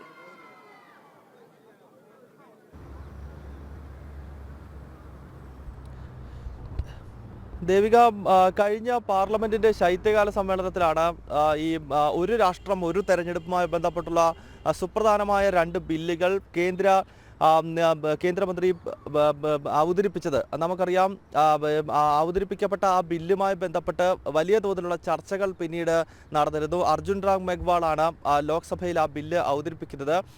പിന്നീട് ഒരു രാഷ്ട്രം ഒരു തെരഞ്ഞെടുപ്പിനെ എതിർത്തുകൊണ്ട് പ്രതിപക്ഷ പാർട്ടികൾ വലിയ ബഹളം നടത്തിയിരുന്നു. ഭാരതത്തിൻ്റെ ഫെഡറൽ സംവിധാനത്തെ തകർക്കുന്നതാണ് ഒരു രാഷ്ട്രം ഒരു തെരഞ്ഞെടുപ്പ് എന്നതാണ് ഈ പ്രതിപക്ഷ പാർട്ടികൾ ഉന്നയിക്കുന്ന പ്രധാനപ്പെട്ട വാദം. പക്ഷേ നമുക്കറിയാം, നമ്മുടെ രാജ്യത്തിൻ്റെ സ്വാതന്ത്ര്യം ലഭിച്ചതിന് ശേഷം പിന്നീട് നടന്നിട്ടുള്ള പൊതു തെരഞ്ഞെടുപ്പിൽ 1951-ലും 57-ലും 62-ലും ഒരു രാഷ്ട്രം ഒരു തെരഞ്ഞെടുപ്പ് എന്ന നിലയിൽ തന്നെ, അതായത് ലോക്സഭാ തെരഞ്ഞെടുപ്പിനൊപ്പം തന്നെയാണ് രാജ്യത്ത് നിയമസഭാ തെരഞ്ഞെടുപ്പുകൾ നടന്നിരുന്നത് എന്നാണ് കേന്ദ്ര സർക്കാർ ചൂണ്ടിക്കാണിക്കുന്നത്. പിന്നീട് കോൺഗ്രസിൻ്റെ സർക്കാരുകൾ രാജ്യത്ത് പല സംസ്ഥാന സർക്കാരുകളെ പിരിച്ചുവിട്ടു. പ്രത്യേകിച്ച് ഇന്ദിരാഗാന്ധിയുടെയൊക്കെ ഭരണകാലത്ത് കോൺഗ്രസ് അല്ലാതെ കോൺഗ്രസ് അല്ലാത്ത പാർട്ടികൾ മറ്റ് സംസ്ഥാനങ്ങളിൽ അധികാരത്തിൽ വന്നാൽ അവരെയെല്ലാം ഭരണഘടനയുടെ പ്രത്യേക ചില അധികാരത്തെ ദുരുപയോഗപ്പെടുത്തിക്കൊണ്ട് വിവിധ സംസ്ഥാന സർക്കാരുകളെ പിരിച്ചുവിട്ട കാര്യം BJP ചൂണ്ടിക്കാണിക്കുന്നുണ്ട്. കേരളത്തിൽ EMS സർക്കാരിനെ ഉൾപ്പെടെ പിരിച്ചുവിട്ട കാര്യം ചരിത്രത്തിൻ്റെ ഭാഗമാണ്. അപ്പോൾ ഒരു രാഷ്ട്രം ഒരു തെരഞ്ഞെടുപ്പ് എന്നത് മുൻപ് ഈ രാജ്യത്ത് നിലനിന്നതായിരുന്നു. അതിനെ അട്ടിമറിച്ചത് കോൺഗ്രസിൻ്റെ ഭരണകൂടമാണെന്നും ഇപ്പോൾ അത് തിരിച്ചു കൊണ്ടുവരാൻ ശ്രമിക്കുന്നത് സാമ്പത്തികമായിട്ട് സർക്കാരിനുണ്ടാകേണ്ട ലാഭം, അതോടൊപ്പം തന്നെ സമയലാഭം രാഷ്ട്രീയ പാർട്ടികളും ഭരണാധികാരികളും തെരഞ്ഞെടുപ്പിൽ കേന്ദ്രീകരിക്കാതെ ഭരണവുമായി ബന്ധപ്പെട്ട കാര്യങ്ങളിൽ കൂടുതൽ ശ്രദ്ധ കേന്ദ്രീകരിക്കുക, അങ്ങനെ വളരെ പോസിറ്റീവായ ചില കാര്യങ്ങൾ അടയാളപ്പെടുത്തിക്കൊണ്ടാണ് ഒരു രാഷ്ട്രം ഒരു തെരഞ്ഞെടുപ്പുമായി ബന്ധപ്പെട്ട ബില്ല് കേന്ദ്ര നിയമമന്ത്രി അർജുൻ റാം മെഗ്വാൾ കഴിഞ്ഞ ശൈത്യകാല സമ്മേളനത്തിൻ്റെ അവസാന ദിനങ്ങളിൽ അവതരിപ്പിച്ചത്. അതുമായി ബന്ധപ്പെട്ട് വലിയ തർക്കങ്ങൾ നടന്നു. തുടർന്നാണ് ജോയിന്റ് പാർലമെന്ററി കമ്മിറ്റിക്ക് ഇത് വിടാൻ പ്രധാനമന്ത്രി നരേന്ദ്രമോദി തന്നെ നിർദ്ദേശിച്ചത്. ഇതേ തുടർന്ന് ഇന്നിപ്പോൾ JPCയുടെ ആദ്യ യോഗമാണ് നടക്കാൻ പോകുന്നത്. 39 അംഗ JPC ആണ് ഈ ഒരു രാഷ്ട്രം ഒരു തെരഞ്ഞെടുപ്പുമായി ബന്ധപ്പെട്ട ബില്ലുകൾ പരിഗണിക്കാനായി രൂപീകരിച്ചിരിക്കുന്നത്. ഇതിൽ 27 പേർ ലോക്സഭയിൽ നിന്നും അതുപോലെ 12 പേർ രാജ്യസഭയിൽ നിന്നുമാണ്. പ്രധാനപ്പെട്ട എല്ലാ രാഷ്ട്രീയ പാർട്ടികളുടെയും പ്രതിനിധികളെ ഉൾപ്പെടുത്തിക്കൊണ്ട് PP ചൗധരി എന്ന മുതിർന്ന BJPയുടെ MPയുടെ അധ്യക്ഷതയിലാണ്, അദ്ദേഹത്തെ ചെയർപേഴ്സണായി പ്രഖ്യാപിച്ചുകൊണ്ടാണ് ഈ JPC രൂപീകരിച്ചത്. എന്തായാലും ഈ സുപ്രധാനമായ ബില്ലുകൾ പരിഗണിക്കുന്നതിന് വേണ്ടി ഇന്നിപ്പോൾ ഈ JPCയുടെ ആദ്യ യോഗം പാർലമെന്റിൽ ചേരാൻ പോവുകയാണ്. ദേവിക.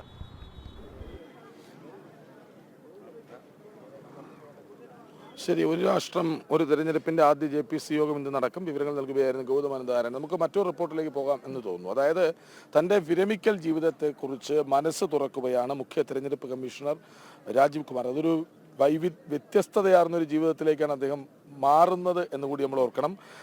കുറച്ചു മാസം ഹിമാലയത്തിൽ ഏകാന്തവാസം, ഒറ്റയ്ക്ക് പോയി ഹിമാലയത്തിൽ ഇരിക്കണം, ഒരു തപസ്സനുഷ്ഠിക്കും പോലെ ഇരിക്കണം എന്നതാണ് ഒരു തീരുമാനം. ശേഷിക്കുന്ന സമയം സന്നദ്ധ പ്രവർത്തനത്തിനായി മാറ്റിവെക്കും.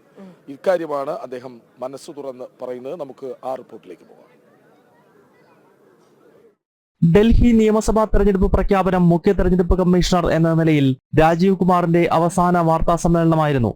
ഭാരതത്തിന്റെ 25ാമത് മുഖ്യ തെരഞ്ഞെടുപ്പ് കമ്മീഷണറായ രാജീവ് കുമാർ 984 ബീഹാർ കേഡർ IAS ഉദ്യോഗസ്ഥനാണ്.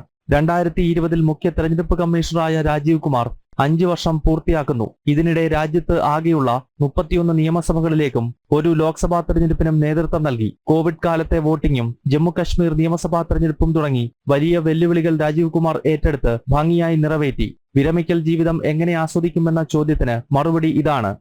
Go to deep Himalayas or be away from the glare of all of you and the public. बहुत इतना संभालने के बाद I need to have some एकांत, some स्वाध्याय or some meditation, which I'll do, and thereafter 4-5 months I'll devote myself fully to the charity.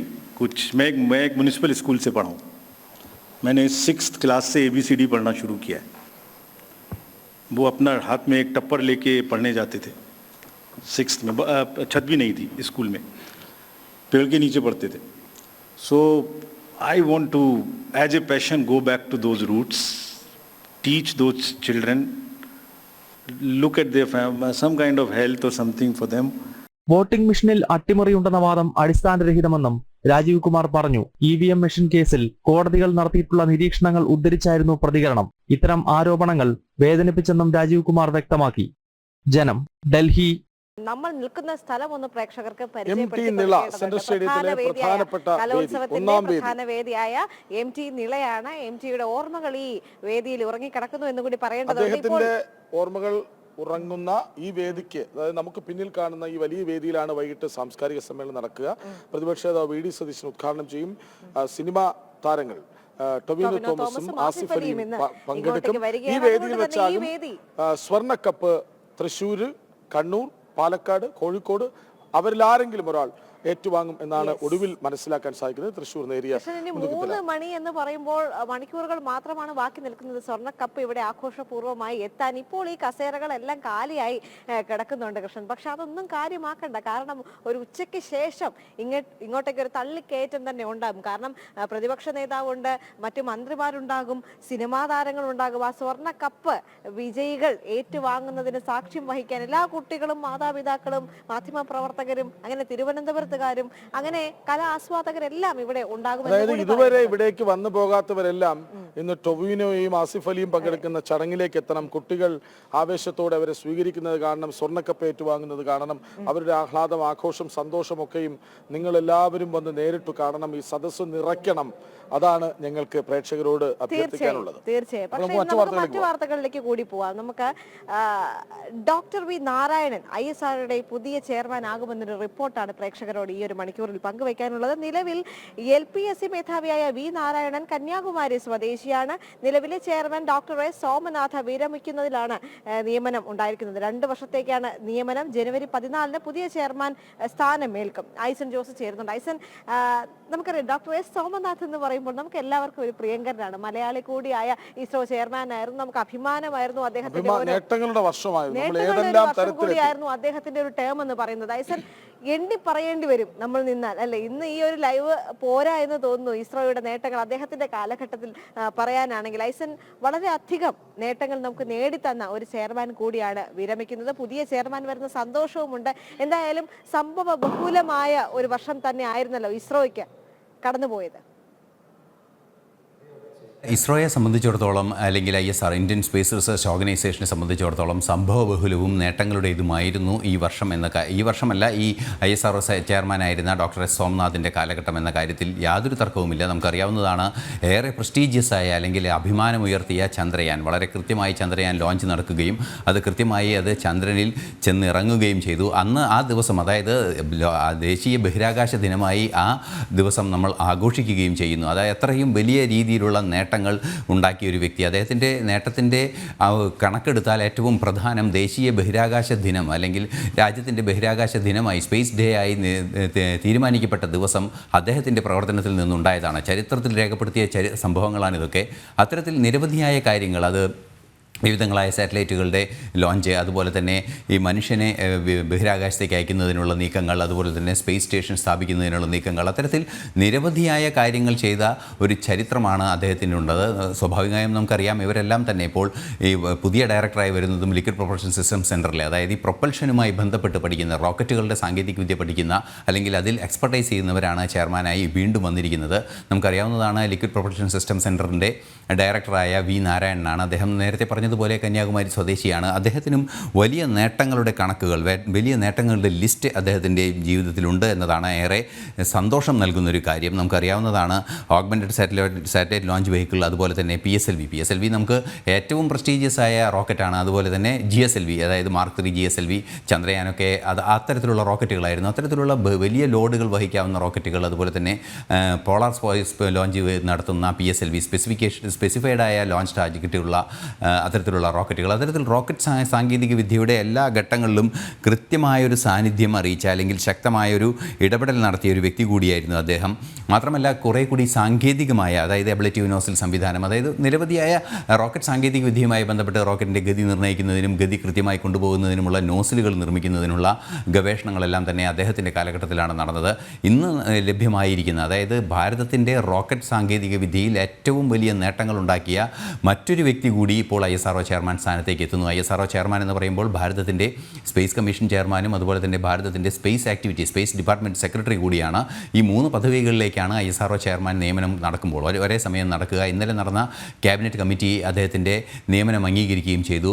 ഈ 14-ാം തീയതി, അതായത് ജനുവരി 14-ന് നിലവിലെ ISRO chairman S. Somnath retire ചെയ്യുന്ന ആ ദിവസം ആണ് അദ്ദേഹം അധികാരത്തിലേൽക്കുക എന്നാണ് അറിയാൻ സാധിക്കുന്നത്. നിലവിലെ സാഹചര്യത്തിൽ വലിയ നേട്ടങ്ങൾ, അതായത് വെല്ലുവിളികൾ നിറഞ്ഞ മറ്റൊരു വിജയകരമായ ചരിത്രം തന്നെ കുറിക്കാനുള്ള ഒരു ISRO ചെയർമാനാണ് ഇപ്പോൾ സ്ഥാനമേറ്റിരിക്കുന്നത്. നമുക്കറിയാവുന്നതാണ് മനുഷ്യനെ ബഹിരാകാശത്തേക്ക് അയക്കുന്നതും ബഹിരാകാശ നിലയം സ്ഥാപിക്കുന്നതും. ഇപ്പോൾ നമുക്കറിയാവുന്നതാണ് നാളെയാണ് സ്പേസ് ഡോക്കിംഗ് നടക്കാൻ പോകുന്നത്. ബഹിരാകാശ നിലയം സ്ഥാപിക്കുന്നതുമായി ബന്ധപ്പെട്ട സാങ്കേതിക വിദ്യയിൽ പരമപ്രധാനമായ ഒരു സംവിധാനമാണ് ഡോക്കിംഗ്. 2 സാറ്റലൈറ്റുകളെ ബഹിരാകാശത്ത് വെച്ച് കൂട്ടിച്ചേർക്കുന്നതിനുള്ള സംവിധാനം. മറ്റൊരു സന്തോഷകരമായ വാർത്ത നേരത്തെ നമുക്കറിയാവുന്നതായിരുന്നു. ബഹിരാകാശത്ത് വിത്ത് മുളപ്പിക്കാൻ പോലും സാധ്യമായി. ഇത്തരത്തിൽ വിത്ത് മുളപ്പിക്കുക, അത് ബഹിരാകാശത്ത് വിത്ത് മുളപ്പിക്കുമ്പോൾ നമുക്കറിയാവുന്നതാണ് കാർബൺ ഡൈ ഓക്സൈഡിൻ്റെ പ്രസൻസ് ഇല്ലാതെ വിത്ത് മുളയ്ക്കുക എങ്ങനെ. അതിന് പ്രസൻസ് ഉണ്ട്, ചെറിയ തോതിൽ കാർബൺ ഡൈ ഓക്സൈഡ് അവിടെ ലഭ്യമാക്കി ഭൂമിയിൽ നിന്നും ഗുരുത്വാകർഷണ ബലത്തിൻ്റെ സാന്നിധ്യമില്ലാത്ത, ആബ്സല്യൂട്ടായ ഗുരുത്വാകർഷണ ബലമില്ലാത്ത പ്രദേശത്ത് കൃത്യമായും സ്പേസിൽ ഈ വിത്ത് മുളപ്പിക്കാൻ വരെ സാധിച്ച വലിയ ഗവേഷണങ്ങൾ നടന്നു കഴിഞ്ഞ ഒരു കാലഘട്ടം കൂടിയായിരുന്നു. അത്തരത്തിൽ സ്പേസ് ഡൈവേഴ്സിഫിക്കേഷൻ അല്ലെങ്കിൽ സ്പേസ് എന്നത് പറയുന്നത് മനുഷ്യ ജീവിതത്തിൻ്റെ എല്ലാ മേഖലകളിലും തൊടുന്ന ഒരു സാഹചര്യങ്ങളിലേക്ക് പോകുന്ന ആ ഒരു പശ്ചാത്തലത്തിന് നേതൃത്വം നൽകിയ ഒരു ചെയർമാൻ ഇപ്പോൾ റിട്ടയർ ചെയ്യുന്നു അല്ലെങ്കിൽ വിരമിക്കുന്നു. മറ്റൊരു ചെയർമാൻ അതിൻ്റെ തുടർച്ചയ്ക്ക് വലിയൊരു നേട്ടങ്ങളുടെ മറ്റൊരു പട്ടിക കൂടി നമുക്ക് റിപ്പോർട്ട് ചെയ്യാനും അതുപോലെ തന്നെ ഭാരതത്തിലെ യുവാക്കൾക്ക് കൗതുകത്തോടെ നോക്കിക്കാണാനും അല്ലെങ്കിൽ ആവേശത്തോടെ നോക്കിക്കാണാനും അഭിമാനത്തോടെ നോക്കിക്കാണാനുമുള്ള നിരവധിയായ പരീക്ഷണങ്ങളും അതുപോലെ തന്നെ നേട്ടങ്ങളും ഉണ്ടാക്കാൻ മറ്റൊരു ചെയർമാൻ എത്തുന്നു. ഏറ്റവും പ്രധാനമാണ് ഭാരതത്തിൻ്റെ സ്പേസ് സാങ്കേതിക വിദ്യ എന്നത്. അതിലെ വലിയ നേട്ടങ്ങളിലേക്ക് ഇനി കാര്യങ്ങൾ കൊണ്ടുപോകുന്നതിനെ ചെയർമാന് സാധിക്കുമെന്ന് തന്നെയാണ് പ്രതീക്ഷിക്കപ്പെടുന്നത്. ദേവിക, നിർണായകമായ ഒരു ഘട്ടത്തിലാണ് പുതിയ ചെയർമാൻ വരുന്നത്. വിവരങ്ങൾ നൽകുകയായിരുന്നു അതായത് കഴിഞ്ഞ ദിവസം കനേഡിയൻ പ്രധാനമന്ത്രി ജസ്റ്റിൻ ട്രൂഡോ രാജിവെച്ചിരുന്നു. പദവിയിൽ നിന്ന് മാത്രമല്ല പാർട്ടി പദവിയിൽ നിന്നും അദ്ദേഹം രാജിവെച്ചിരുന്നു. അപ്പോൾ ട്രൂഡോയുടെ യുഗം അവസാനിക്കുകയാണോ? പുതിയ വരാനിരിക്കുന്ന പ്രധാനമന്ത്രി ട്രൂഡോയുടെ എന്തു പറയുന്നുവോ അതനുസരിക്കുന്ന ആളായിരിക്കും എന്ന ചോദ്യമൊക്കെ ഉയർന്നിരുന്നതാണ്. പക്ഷേ അതിന് തൊട്ടു പിന്നാലെ ഡൊണാൾഡ് ട്രംപ് മറുപടി നൽകിയിരുന്നു. അതായത് ഞങ്ങളുടെ 51ാമത്തെ സ്റ്റേറ്റ് ആകാൻ നിങ്ങൾക്ക് സ്വാഗതം, കാനഡയ്ക്ക് സ്വാഗതം. അതിന് മറുപടി ഇന്ന് ജസ്റ്റിൻ ട്രൂഡോ നൽകിയിട്ടുണ്ട്. ഐസൻ, എന്താണ് മറുപടിയായി ട്രൂഡോ പറഞ്ഞത്? കൃഷ്ണരാജ്, ഇന്നലെയാണ് ഇത് സംബന്ധിച്ച് ഡൊണാൾഡ് ട്രംപിൻ്റെ ആ ഒരു ഫേസ്ബുക്ക് പോസ്റ്റ് പുറത്തു വന്നത്. ട്വീറ്റ് പോസ്റ്റ്, ഹെക്സിലെ കുറിപ്പ് പുറത്തു വന്നത്. അതിൽ അദ്ദേഹം പറഞ്ഞത് അമേരിക്കയുടെ 51ാമത്തെ സ്റ്റേറ്റ് ആകാൻ താങ്കൾക്ക് സ്വാഗതം, അല്ലെങ്കിൽ കാനഡയ്ക്ക് സ്വാഗതം. ആ കാനഡയ്ക്ക് സ്വാഗതം. കാനഡയുടെ ജനങ്ങൾക്ക് അത്തരത്തിലുള്ള ആഗ്രഹമുണ്ട്. അത്തരത്തിലുള്ള ഒന്നിച്ചു നിൽക്കുകയാണെങ്കിൽ വലിയ നേട്ടങ്ങൾ ഉണ്ടാക്കാൻ സാധിക്കും. അതുപോലെ തന്നെ കാനഡയുടെ ആഭ്യന്തര സുരക്ഷ സംബന്ധിച്ചും അത്തരത്തിലുള്ള നിരവധിയായ കാര്യങ്ങളും അദ്ദേഹം പറയുകയും മറ്റൊരു പ്രധാന വിഷയം കാനഡയുടെ സാമ്പത്തിക ബാധ്യത, അതായത് അമേരിക്ക വൻതോതിൽ നികുതി ചുമത്തുമ്പോൾ കാനഡയ്ക്കുണ്ടാകുന്ന സാമ്പത്തിക ബാധ്യത ഉൾപ്പെടെയുള്ള വിഷയങ്ങളിൽ നിന്നും മോചനം ലഭിക്കാനും സാധിക്കുമെന്നാണ് അദ്ദേഹം കുറിച്ചത്. ഇത്തരത്തിൽ എക്സിൽ കുറിച്ചതിനെ തുടർന്ന് ഒരു വലിയൊരു പ്രതികരണം പ്രതീക്ഷിച്ചുവെങ്കിലും അതിനെ കാര്യമായൊരു ശക്തമായൊരു പ്രതികരണമല്ല ജസ്റ്റിൻ ട്രൂഡോയുടെ ഭാഗത്തു നിന്നുണ്ടായിരിക്കുന്നത്. അതെല്ലാം ഒരു പ്രതീക്ഷിക്കേണ്ട കാര്യമില്ല, ഒരിക്കലും സംഭവിക്കാനില്ല എന്നൊരു നിലപാട് വളരെ ലളിതമായി അദ്ദേഹം ഈ സമൂഹ മാധ്യമങ്ങളിൽ കുറിച്ചുകൊണ്ട് ഈ വിഷയത്തെ അവസാനിപ്പിക്കുന്നൊരു നീക്കമാണ് ഉണ്ടായത്. നമുക്കറിയാവുന്നതാണ്, നിരവധിയായ കാര്യങ്ങൾ ഇനിയും ട്രൂഡോ നേരിട്ട് കൊണ്ടിരിക്കുന്നു എന്നൊരു യാഥാർത്ഥ്യം കൂടിയുണ്ട്. നമുക്ക് നേരത്തെ പറഞ്ഞതുപോലെ, കൃഷ്ണരാജ് പറഞ്ഞതുപോലെ അദ്ദേഹം ഇന്നലെ രാജിവെച്ചിരുന്നു പ്രധാനമന്ത്രി പദത്തിൽ നിന്നും. അതുപോലെ തന്നെ പാർട്ടി അധ്യക്ഷ സ്ഥാനത്തുനിന്നും പാർട്ടി നേതൃത്വ സ്ഥാനത്തുനിന്നും രാജിവെച്ചിരുന്നു. അത് രണ്ടിടങ്ങളിലും അദ്ദേഹം അനഭിമതനായി എന്നതാണ് ഏറെ ഗൗരവമർഹിക്കുന്നൊരു വിഷയം. രണ്ടിടങ്ങളിൽ നിന്നും പറയുമ്പോൾ പാർട്ടിയിലും അദ്ദേഹത്തിനെതിരെ ശക്തമായ നീക്കങ്ങളുണ്ടായി. അതുപോലെ തന്നെ സ്വാഭാവികമായും രാജ്യത്തിൻ്റെ ഭരണ സംവിധാനത്തിലും അദ്ദേഹത്തിനെതിരെ ഭരണഘടനാപരമായ ചില പ്രതിസന്ധികൾ നേരിടുകയും ചെയ്തു. അങ്ങനെയാണ് അദ്ദേഹം രാജിവെക്കുകയും ചെയ്യുന്നത്. രാജിക്ക് ശേഷം ഇപ്പോൾ മാർച്ച് 24 വരെ സമയമുണ്ട്. പാർലമെൻറ്റ് 24 വരെ സമ്മേളിക്കുന്നത് നിർത്തിവെച്ചിരിക്കുകയാണ്. പുതിയ നേതാവിനെ കണ്ടെത്തിയതിന് ശേഷം മാത്രമായിരിക്കും പാർലമെൻറ്റ് സമ്മേളിക്കുക എന്നാണ് അറിയാൻ സാധിക്കുന്നത്. അങ്ങനെയുള്ള റിപ്പോർട്ടുകളാണ് ഇപ്പോൾ കാനഡയിൽ നിന്ന് പുറത്തു വരികയും ചെയ്യുന്നത്. നിലവിൽ അമേരിക്കൻ പ്രസിഡന്റിൻ്റെ ആ ഒരു നിലപാടിനോട്, അല്ലെങ്കിൽ 51ാമത്തെ സ്റ്റേറ്റ് ആകാൻ സ്വാഗതം എന്ന നിലപാടിനോട് അനുകൂലമായി അല്ല പ്രതികരിച്ചിരിക്കുന്നത് എങ്കിൽ കൂടി അവിടുത്തെ കാനഡയിലെ ജനത പ്രതീക്ഷിക്കുന്ന ചില കാര്യങ്ങളുണ്ട്. അത്തരമൊരു കാര്യങ്ങളിലൂടെ ഒരു ഇൻഫ്ലിക്ഷനാണ് വളരെ കൃത്യമായി ട്രംപ് നടത്തിയത് എന്നതാണ് ഏറെ ഗൗരവമർഹിക്കുന്നൊരു വിഷയം. നമുക്കറിയാവുന്നതാണ്, ഈ ട്രംപ് പറഞ്ഞ ആ ഒരു സാഹചര്യം, ട്രംപിൻ്റെ ഈ ഭീകരവിരുദ്ധ നിലപാടുകൾ അതിശക്തമായി തുടരുന്നൊരു നേതാവാണ്. അത് വിട്ടുവീഴ്ചയില്ലാത്ത നിലപാടാണ് ഭീകരതയോട് ട്രംപ് സ്വീകരിക്കുന്നത്.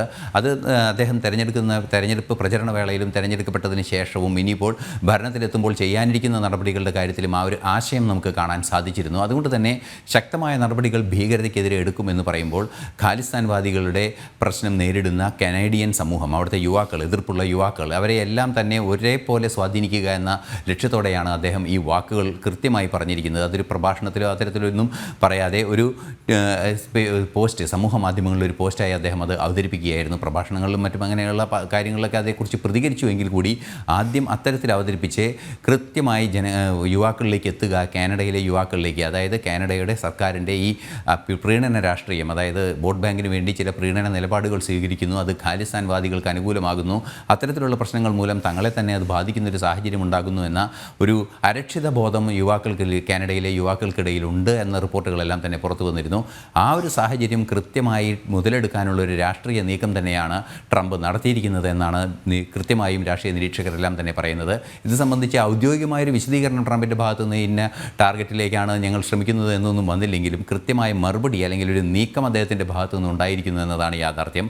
തീർച്ചയായും അത്തരമൊരു സംഭവം ഉണ്ടാവില്ല എന്ന് കാനഡ പറയുമ്പോഴും ഇക്കഴിഞ്ഞ ദിവസം ഇത് സംബന്ധിച്ച വാർത്തകൾ പരിശോധിക്കുമ്പോഴുള്ള അവസ്ഥയല്ല ഇനി അങ്ങോട്ടുള്ള കാലഘട്ടങ്ങൾ. ഇതിനെ എങ്ങനെ കാനഡയിലെ യുവാക്കൾ അതിനെ സംബന്ധിച്ചുള്ള പ്രതികരണം നടത്തുമെന്നത് കാത്തിരുന്ന് തന്നെ കാണേണ്ടതുണ്ട്. നിലവിലെ സാഹചര്യത്തിൽ രാജിവെച്ച കനേഡിയൻ പ്രധാനമന്ത്രിക്ക് പിൻഗാമിയെ കണ്ടെത്തുന്നതിനുള്ള ചർച്ചകൾ നടക്കുന്നു എന്നെല്ലാം തന്നെ അറിയാൻ സാധിക്കുന്നുണ്ട്. ഇന്ത്യൻ വംശജ പോലും അത്തരത്തിൽ പട്ടികയിൽ ഉൾപ്പെട്ടു എന്ന വാർത്തകളെല്ലാം തന്നെ ഇന്നലെ പുറത്തു വന്നിരുന്നു. അതുപോലെ തന്നെ കാനഡയിലെ ജസ്റ്റിൻ ട്രൂഡോയുമായുള്ള അഭിപ്രായ വ്യത്യാസത്തിൻ്റെ പേരിൽ രാജിവെച്ചൊഴിയേണ്ടി വന്ന ക്രിസ്റ്റിയ ഫ്രീലാൻഡ് എന്ന് പറയുന്ന പഴയ ധനകാര്യമന്ത്രി ഉൾപ്പെടെയുള്ളവർ പട്ടികയിലുണ്ട്.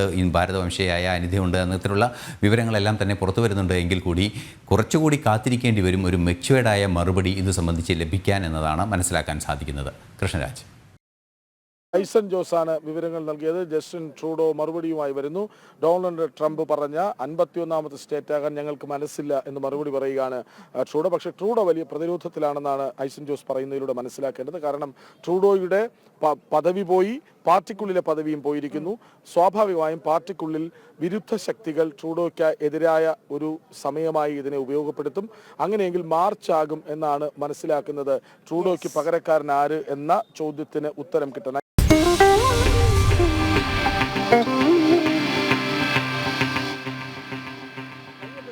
ശരി, എന്തായാലും നമ്മൾ വീണ്ടും കലോത്സവ വേദിയിലേക്ക് തിരികെ എത്തിയിരിക്കുകയാണ് കൃഷ്ണൻ. നമുക്ക് ഇനി കലയുടെ അവസാന ദിവസമാണ്. ഇന്ന് കൂടുതൽ പ്രയോറിറ്റി നമ്മൾ കലോത്സവത്തിന് കൊടുക്കും അല്ലേ? ശരി, ഇനി നമുക്ക് നാടകവേദിയിലേക്ക് പോകേണ്ടതുണ്ട്. ആശയം കൊണ്ടും അവതരണം കൊണ്ടും നാടകവേദിയെ കയ്യിലെടുത്ത് തിരുവനന്തപുരം കാർമൽ സ്കൂളിലെ ഹൈസ്കൂൾ വിഭാഗം വിദ്യാർത്ഥിനികൾ. സ്നേഹത്തിന്റെ മരുന്ന് കൊണ്ട് മുറിവുണക്കുന്ന ജാലക വിദ്യയാണ് ജീവിതം എന്ന ഒരു സന്ദേശമാണ് കുരുന്നുകൾ സമൂഹത്തിന് നൽകുന്നത്. ആ റിപ്പോർട്ട് കണ്ടതിന് ശേഷം തിരികെ എത്താം.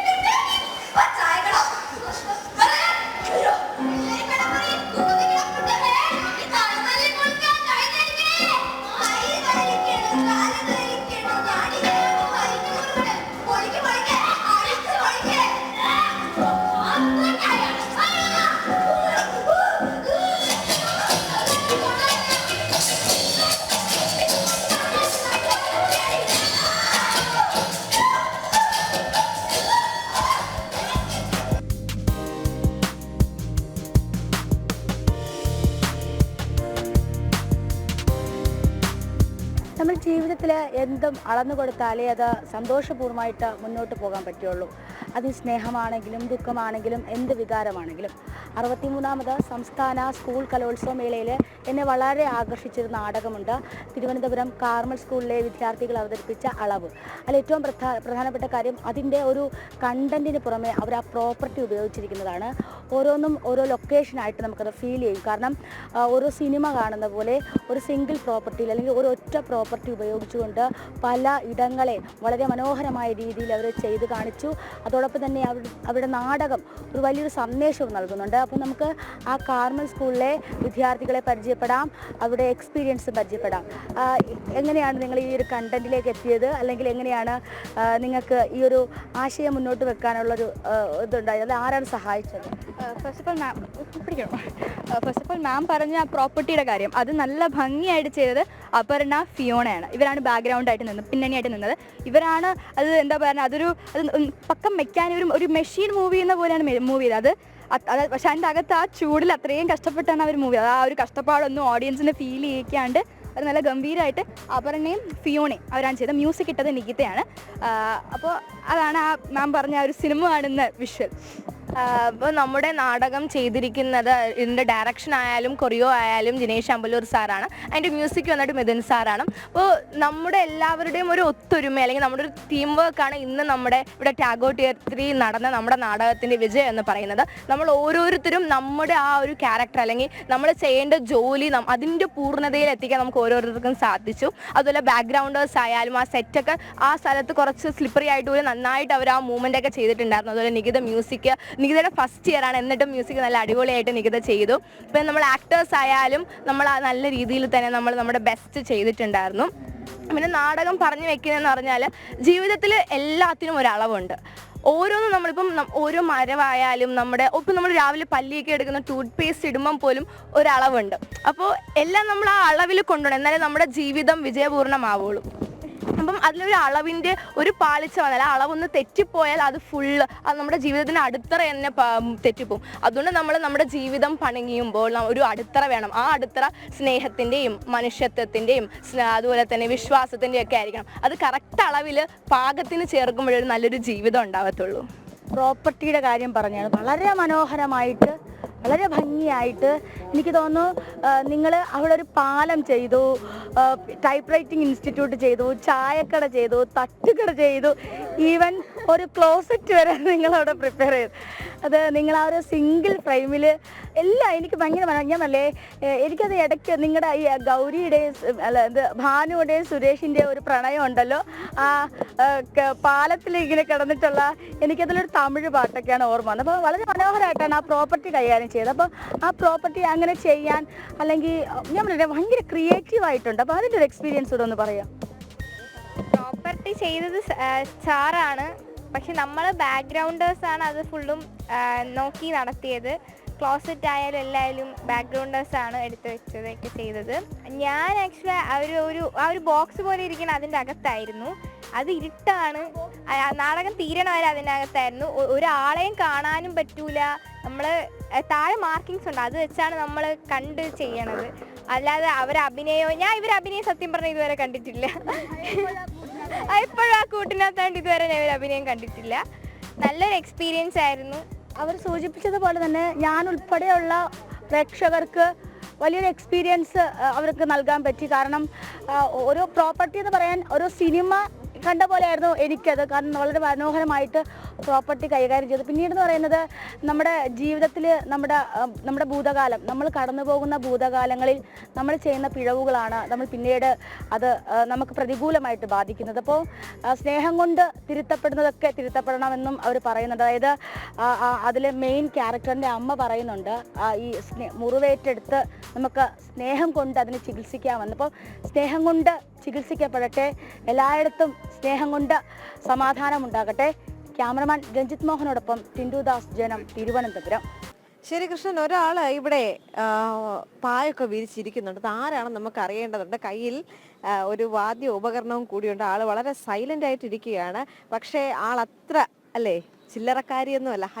ഹൈസ്കൂൾ വിഭാഗത്തിലെ ഏക പെൺകുട്ടിയാണ് മൃദംഗം ഇനത്തിൽ, അല്ലേ? എങ്ങനെയുണ്ട്? ഏത് ജില്ലയിൽ നിന്നാണ് വരുന്നത്? പത്തനംതിട്ട. ഏതാ സ്കൂള്? SNDPHS ഇടപ്പെരിയാണ്. ഏക പെൺകുട്ടിയായിരുന്നല്ലോ, എങ്ങനെയുണ്ട് എക്സ്പീരിയൻസ്? നല്ല എക്സ്പീരിയൻസ് ആയിരുന്നു. അപ്പോൾ നമുക്ക് എന്തായാലും ആ ഒരു പെർഫോമൻസിലേക്ക് കൂടി കടക്കേണ്ടതുണ്ടല്ലേ? നമുക്ക് പെർഫോമൻസ് ആണ് മുഖ്യം. അതിലേക്ക് കടന്നതിന് ശേഷം നമുക്ക് കൂടുതൽ വിശേഷങ്ങളിലേക്ക്. ശരി.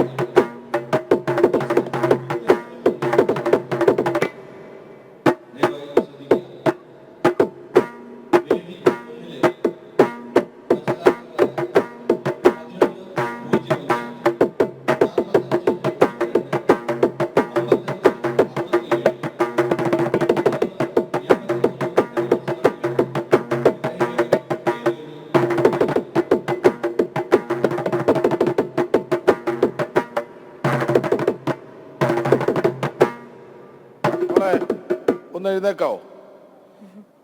അതായത് മൃദംഗ മത്സരം, ഇത്തരം ഉപകരണങ്ങൾ പിന്തുടരുന്ന പെൺകുട്ടികളുടെ എണ്ണം കുറവാണോ എന്ന ചോദ്യമാണ് ഈ കുട്ടി ഉയർത്തുന്നത്. അതായത് മോളുടെ പേരൊന്നുകൂടെ പറയൂ. അഞ്ജനാജി. സാധാരണ ഈ മൃദംഗമൊക്കെ പരിശീലിക്കുന്നത് അല്ലെങ്കിൽ മൃദംഗ മത്സരങ്ങളിലൊക്കെ വരുന്നത് വീട്ടിൽ ആരെങ്കിലും ഒക്കെ മൃദംഗമോ അങ്ങനെ ഏതെങ്കിലും വാദ്യോപകരണങ്ങൾ ഉപയോഗിക്കുന്നവരുണ്ടാകും എന്നതുകൊണ്ടാണ്. അങ്ങനെയാണോ? എന്തുകൊണ്ടാണ് അങ്ങനെയെങ്കിൽ മോള് മൃദംഗം എന്ന മത്സരം തിരഞ്ഞെടുത്തത്? എൻ്റെ വല്യച്ഛൻ മൃദംഗം പഠിപ്പിക്കുന്നു. വല്യച്ഛൻ മൃദംഗം പഠിപ്പിക്കുന്നു. അതാണ് ഞാൻ നേരത്തെ ചോദിച്ചത്. ആരെങ്കിലും ഒരാൾ വീട്ടിൽ കുടുംബത്തിൽ ഉണ്ടാകും ഇത്തരം, അങ്ങനെയുള്ളവരാണ് കൂടുതലായി ഈ വേദിയിലേക്ക് ഇതൊക്കെ തിരഞ്ഞെടുത്ത് വരുന്നത്. ഏതായാലും വളരെ സന്തോഷം. ഒരാൾ എങ്കിൽ ഒരാൾ അത് വലിയ കരുത്തോടെ മത്സരിച്ചു. എ ഗ്രേഡ് കിട്ടിയല്ലോ, എ ഗ്രേഡും കിട്ടി. അപ്പോ പെൺകുട്ടികൾ ഇത്തരം വേദികളിൽ സജീവമാകുന്ന ഒരു നല്ല സൂചനയാണ്. പക്ഷേ അതൊരാൾ മാത്രമായി പോയതിൽ നിരാശയുമുണ്ട്. കൂടുതൽ പേർ മത്സരിച്ച് ജയിച്ച് വരണമായിരുന്നു. പക്ഷേ ഇനിയുള്ള ദിവസങ്ങളിൽ നമ്മുടെ പെൺകുട്ടികൾ കൂടുതൽ കരുത്തായി ഒരു ഫീൽഡിലേക്ക് വരും. എന്തായാലും ഒരു പെൺപുലി ഇറങ്ങിയല്ലോ, അപ്പൊ ഇനി ബാക്കി പുലികൾ പിന്നാലെ വന്നോളും. എന്തായാലും വളരെയധികം നന്ദി, ആശംസകൾ. ഇനിയും ഒരുപാട് ഉയരത്തിലേക്ക്. ഭയങ്കര ശാന്തശീലയാണെന്ന് തോന്നുന്നു, ഒന്നും മിണ്ടുന്നില്ല, കൈകളിൽ ചടുലതയുണ്ട്. എന്തായാലും അത് മാത്രം മതി. എന്തായാലും ജീവിതത്തിൽ എല്ലാ വിജയവും ഉണ്ടാകട്ടെ. ഇനിയും ഒരുപാട് വേദികൾ കിട്ടട്ടെ കേട്ടോ. Thank you so much. ഇനി കൃഷ്ണൻ, നമുക്ക് പോകേണ്ടത് മറ്റു ചില പെൺപുലികൾ ഇവിടെ ഉണ്ട്. അതിന് മുന്നോടിയായി എനിക്ക് പറയാനുള്ളത്, നമ്മുടെ ഈ ശബ്ദങ്ങളെല്ലാം പ്രേക്ഷകരിലേക്ക് എത്തിക്കുന്ന ഒരാൾ നമ്മുടെ PCR-ലുണ്ട്. പിണങ്ങിയിരിക്കുകയാണ്, അദ്ദേഹത്തിന്റെ പേര് പറഞ്ഞില്ല എന്ന് പറഞ്ഞുകൊണ്ട്. വിനീത് എന്ന നമ്മുടെ ഓഡിയോ എഞ്ചിനീയർ ഇപ്പൊ അറിയിച്ചിട്ടുണ്ടായിരുന്നു എന്റെ പേര് കൃത്യമായി പറയണമെന്ന്. കൃത്യമായി പറഞ്ഞിട്ടുണ്ട്, പക്ഷെ അത് ആരോട് പറയരുതെന്ന് പലവട്ടം പറഞ്ഞു. എന്തായാലും കലോത്സവ വേദിയിൽ ഇനി വിനീതിന്റെ പേര് മുഴങ്ങി കേട്ടിട്ടുണ്ട്. ഇനി യാതൊരു പരിഭവത്തിന്റെ ആവശ്യമില്ല. ഇനി നമുക്ക് നമ്മുടെ കുട്ടികളിലേക്ക് പോകണേ. ഏതാണ് സ്കൂള്? തിരുവനന്തപുരത്തിന്റെ പെൺപുലികളാണ് ഇവിടെ എത്തിയിരിക്കുന്നത്. എന്ത് ദൗത്യത്തിനാണ്? Duty NSS. ശരി, NSS വോളണ്ടിയേഴ്സ് ആയിട്ട് എത്തിയിട്ടുള്ള പെൺപുലികളാണ്. നമുക്കറിയാം ഇവിടെ കുറെ നിയന്ത്രണങ്ങളൊക്കെ ചെയ്തൊന്ന് സ്റ്റാർ ആയിട്ടൊക്കെ നിൽക്കുമായിരുന്നു ഈ ഒരു ഘട്ടത്തിൽ. ഈ 4 അല്ലേ, ഇതിപ്പോ 5ാമത്തെ ദിവസമാണ്. ഈ 4 ദിവസത്തെ എക്സ്പീരിയൻസ് എങ്ങനെയുണ്ടായിരുന്നു? ഞങ്ങൾ ഇന്നാണ് വന്നത്, ഇവര് ഇന്ന് വേണ്ടായിരുന്നു. ഇന്നാണ് ഞങ്ങൾക്ക് ഡ്യൂട്ടി ഇട്ടത്. ശരി, എന്തായാലും വോളണ്ടിയേഴ്സ് ആയിരുന്നു. അതിന്റെ ഒരു സീരിയസ്നെസ് എല്ലാം ഇത്രയും ദിവസം ഉണ്ടായിരുന്നു. പക്ഷെ ഇനി നമുക്ക് അവസാനത്തെ ദിവസമാണ്. ഇനി നമുക്ക് അതൊന്നും നോക്കേണ്ട കാര്യമില്ല. നമുക്ക് എൻജോയ് ചെയ്യാനുള്ള ദിവസമാണ്. ഒരു പാട്ടാകാം അല്ലേ കൃഷ്ണൻ? കേൾക്കാമോ? പാട്ടാകാം അല്ലേ? ഞാൻ വേറൊരു അത്യാവശ്യമായി പ്രശാന്ത് വിളിച്ചുകൊണ്ട് അങ്ങോട്ട് പോയതാണ്. ഏതായാലും ഈ നോക്കൂ, ഈ പാടുക പിന്നീട് മത്സരവേദികളിൽ പങ്കെടുക്കുക, നമ്മുടെ അവതരിപ്പിക്കുക. ഫ്രെയിമിലേക്ക് ഓടി കയറുകയാണ് ചിലരൊക്കെ. ഇവരുടെ കൂട്ടുകാരാണെന്ന് തോന്നുന്നു. എന്താണ്, എവിടെ നിന്നാണ് വരുന്നത് ഇത്രയും ഓടി? ശരി, എന്തായാലും നമുക്ക് അവരുടെ ഒരു സാധാരണ അങ്ങോട്ട് പോകുമ്പോഴാണ് ഓടേണ്ടത്. അതെ, ഇങ്ങോട്ട് വരുമ്പോ ഓടിയാണെന്ന്. അപ്പൊ ക്യാമറ കണ്ടപ്പോ നോക്കൂ, ഓടിയതാണ്. ഉത്തരങ്ങൾ ഷാർപ്പാണ്. അതെ, അതുകൊണ്ടാണ് ഇവർ മികച്ച സംഘാടകരാണ്. നിൽക്കാൻ കഴിയില്ല. അതുകൊണ്ട് നമുക്ക് പെർഫോമൻസിലേക്ക് കടക്കാം. ഇന്നൊരു പാട്ടാകാലോ അല്ലേ? എല്ലാവർക്കും ഒരു പാട്ടാകാം. ശരി.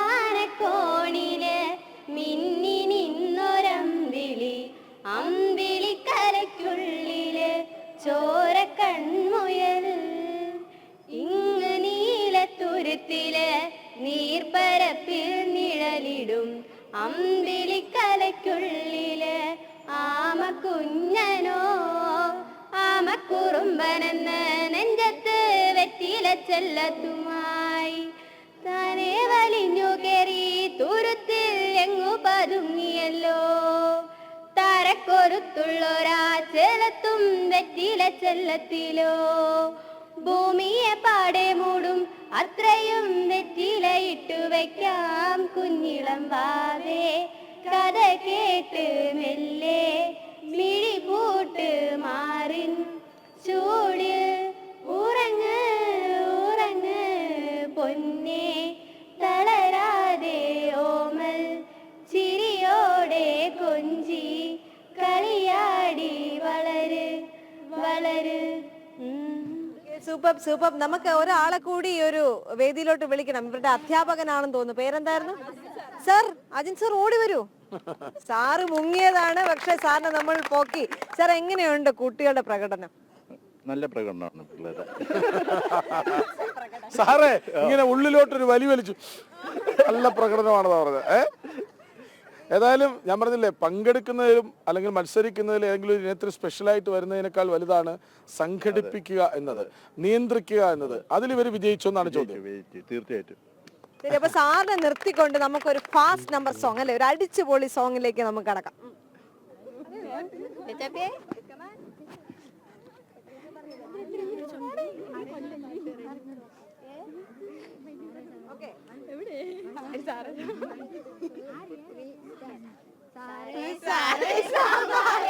സാറിന്റെ വീട്ടിലെ കല്യാണം, കാക്ക വിളമ്പും ഉപ്പേരി, പൂച്ച വിളമ്പും പുളിശ്ശേരി, ആന വിളമ്പും ചമ്മന്തി. സാറ് വിചാരിച്ചാണ് വരണ്ടായിരുന്നു. ഞാൻ ഈ ഇങ്ങനെ നേരത്തെ ദേവിക 3-4 വട്ടം പെൺപുലികളെന്ന് പറഞ്ഞു. ഇത്രയും വലിയ പുലികളാണെന്ന് കരുതിയില്ല. പക്ഷേ അങ്ങനെ തന്നെയാണ്. നമുക്ക് എപ്പോഴും പെൺകുട്ടികളും ആൺകുട്ടികളും എന്നുള്ള വ്യത്യാസമില്ല, എല്ലാവരും പുലികളാണ്. പക്ഷെ നമ്മൾ പെൺകുട്ടികളെ കുറച്ചുകൂടി അല്ലേ പാവമാണെന്നൊരു ഇമേജ് കൊണ്ടുവന്നിട്ടുണ്ട്. ആ ഇമേജ് ഒക്കെ നമ്മൾ മാറ്റി മറിക്കുന്നുണ്ട് അല്ലേ? ശരി, സാറിന് മതിയായില്ലേ? മതിയായി ധാരാളം. നല്ല കുട്ടികളാണെന്ന് പറഞ്ഞ് പറയുന്നത് നല്ല കുട്ടികളാണ്. സാർ എന്തായാലും നിങ്ങൾ കിടിലാണ്. അതെ, നിങ്ങള് നയിക്കാൻ ശേഷിയുള്ളവരാണ്. ഇല്ലെങ്കിൽ നിങ്ങൾക്ക് ഇവിടെ എങ്ങനെ ചിരിച്ചോണ്ട് നിൽക്കാൻ പറ്റുമോ? മാത്രമല്ല, ഇത്രയും സപ്പോർട്ടീവ് ആയിട്ടൊരു അധ്യാപകനെ കൂടി നിങ്ങൾക്ക് കിട്ടിയില്ലേ, അതാണ് ഏറ്റവും വലിയൊരു ഭാഗ്യം എന്ന് പറയുന്നത്. ശരി, എന്തായാലും വളരെയധികം നന്ദി കൃഷ്ണരാജ്. ഇനി നമുക്ക് ഒരു വേദിയിലേക്ക് ചെല്ലുമ്പോൾ, ഓട്ടം തുള്ളൽ നടന്നുകൊണ്ടിരുന്നപ്പോൾ വേദിയിൽ ഒരു തുള്ളൽ കുടുംബം ഉണ്ടായിരുന്നു. ശിഷ്യന്മാരുടെ പ്രകടനമെല്ലാം കണ്ട് ആസ്വദിച്ചു കൊണ്ടിരുന്ന ഒരു കുടുംബം. ആ കുടുംബത്തിന്റെ വിശേഷങ്ങൾ നമ്മുടെ റിപ്പോർട്ടർ ശ്രീനന്ദ ഒപ്പിയെടുത്തിട്ടുണ്ട്. ശ്രീനന്ദ രാവിലെ മിഥുന അയ്യപ്പൻ പറഞ്ഞതുപോലെ ഓട്ടം തുള്ളലിലും അരങ്ങേറിയ ദിവസമായിരുന്നു എന്ന് തോന്നുന്നു. ആ റിപ്പോർട്ടിലേക്ക്. തന്നെ ബാണവും അങ്ങു തിരിച്ചു,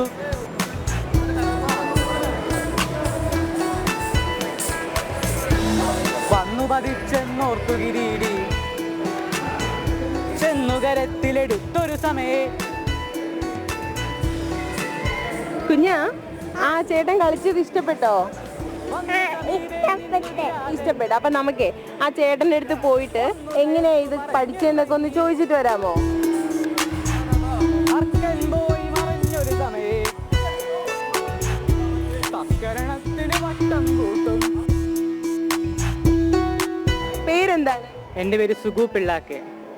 സുഗു, ഇത് തുള്ളലാണെന്ന് എനിക്ക് മനസ്സിലായി. അപ്പോൾ എത്ര നാൾ കൊണ്ടാണ് ഇത് അഭ്യസിക്കുന്നത്? ഞാനിപ്പോൾ ഒരു 7 മാസമായിട്ട് അഭ്യസിക്കുന്നു. ഇപ്പോൾ കലോത്സവത്തിന് വേണ്ടി ഇറങ്ങാൻ വേണ്ടി അഭ്യസിക്കുകയായിരുന്നു. സത്യം പറഞ്ഞാൽ സുഗു തുള്ളലിൽ മാത്രമല്ല ഭരതനാട്യത്തിലും അതുപോലെ തന്നെ പ്രാമുഖ്യം നേടിയ ഒരു കുട്ടിയാണ്, ഒരു വിദ്യാർത്ഥിയാണ്. ഞാനിപ്പോൾ ഭരതനാട്യം ഏകദേശം 7 വർഷമായിട്ട് പഠിക്കുന്നത്. കലോത്സവത്തിന് ഇറങ്ങാൻ വേണ്ടിയിട്ട് ഞങ്ങൾക്ക് കലാമണ്ഡലം സുബിൻ സാറിനെ ഞങ്ങൾ ക്ഷണിക്കുകയായിരുന്നു. അപ്പോൾ സാറ് ഞങ്ങളെ വന്ന് പഠിപ്പിക്കും, എന്നെ വന്ന് പഠിപ്പിച്ചു. അപ്പോൾ അങ്ങനെ കലോത്സവത്തിന് വേണ്ടി ഇറങ്ങാൻ വേണ്ടിയാണ് സാറിനെ ക്ഷണിച്ചത്. പള്ളു നടിച്ചിക കണ്ണുമടച്ച് ഒരു കള്ളൻ നിന്നു തപം ചെയ്യുന്നു, കൊള്ളാമിത് പെരുവഴി പോക്കർക്കം. എൻ്റെ പേര് കലാമണ്ഡലം സുബിൻ എന്നാണ്. ഇപ്പോൾ ഒരു 7 മാസക്കാലമായിട്ട് അടൂർ EV കലാമണ്ഡലം എന്ന് പറയുന്ന സ്ഥാപനത്തിൽ സുഗുവിനെ ഓട്ടംതുള്ളൽ പരിശീലിപ്പിച്ചുകൊണ്ടിരിക്കുകയാണ് മത്സരത്തിന് വേണ്ടിയിട്ട്. അപ്പോൾ സാറ് മാത്രമല്ല, സാറിൻ്റെ ഫാമിലി, സാറിൻ്റെ വൈഫും കലാമണ്ഡലമാണ് എന്നൊരു പ്രത്യേകതയുണ്ട്. അതാണ് ഞാൻ പറഞ്ഞ കലാകുടുംബം എന്ന് നമുക്ക് വേണമെങ്കിൽ വിശേഷിപ്പിക്കാം. മാഡത്തിൻ്റെ പേരെന്താ? എൻ്റെ പേര് കലാമണ്ഡലം വർഷ അർഷാജ്. എത്ര വർഷം കൊണ്ടാണ് തുള്ളൽ അഭ്യസിക്കുന്നത്? ഞാൻ മത്സരത്തിന് വേണ്ടിയിട്ടാണ് ആദ്യം പഠിച്ചത്. അത് കഴിഞ്ഞ് കലാമണ്ഡലത്തിൽ പഠിച്ചതിന് ശേഷം സജീവമായിട്ട് തുള്ളൽ ഫീൽഡിലാണുള്ളത്. ഇപ്പോൾ ഒരു 12 വർഷക്കാലമായി. സാർ എത്ര വർഷം കൊണ്ടാണ്? ഞാൻ 16 വർഷക്കാലമായിട്ട് തുള്ളൽ മേഖലയിൽ സജീവമാണ്.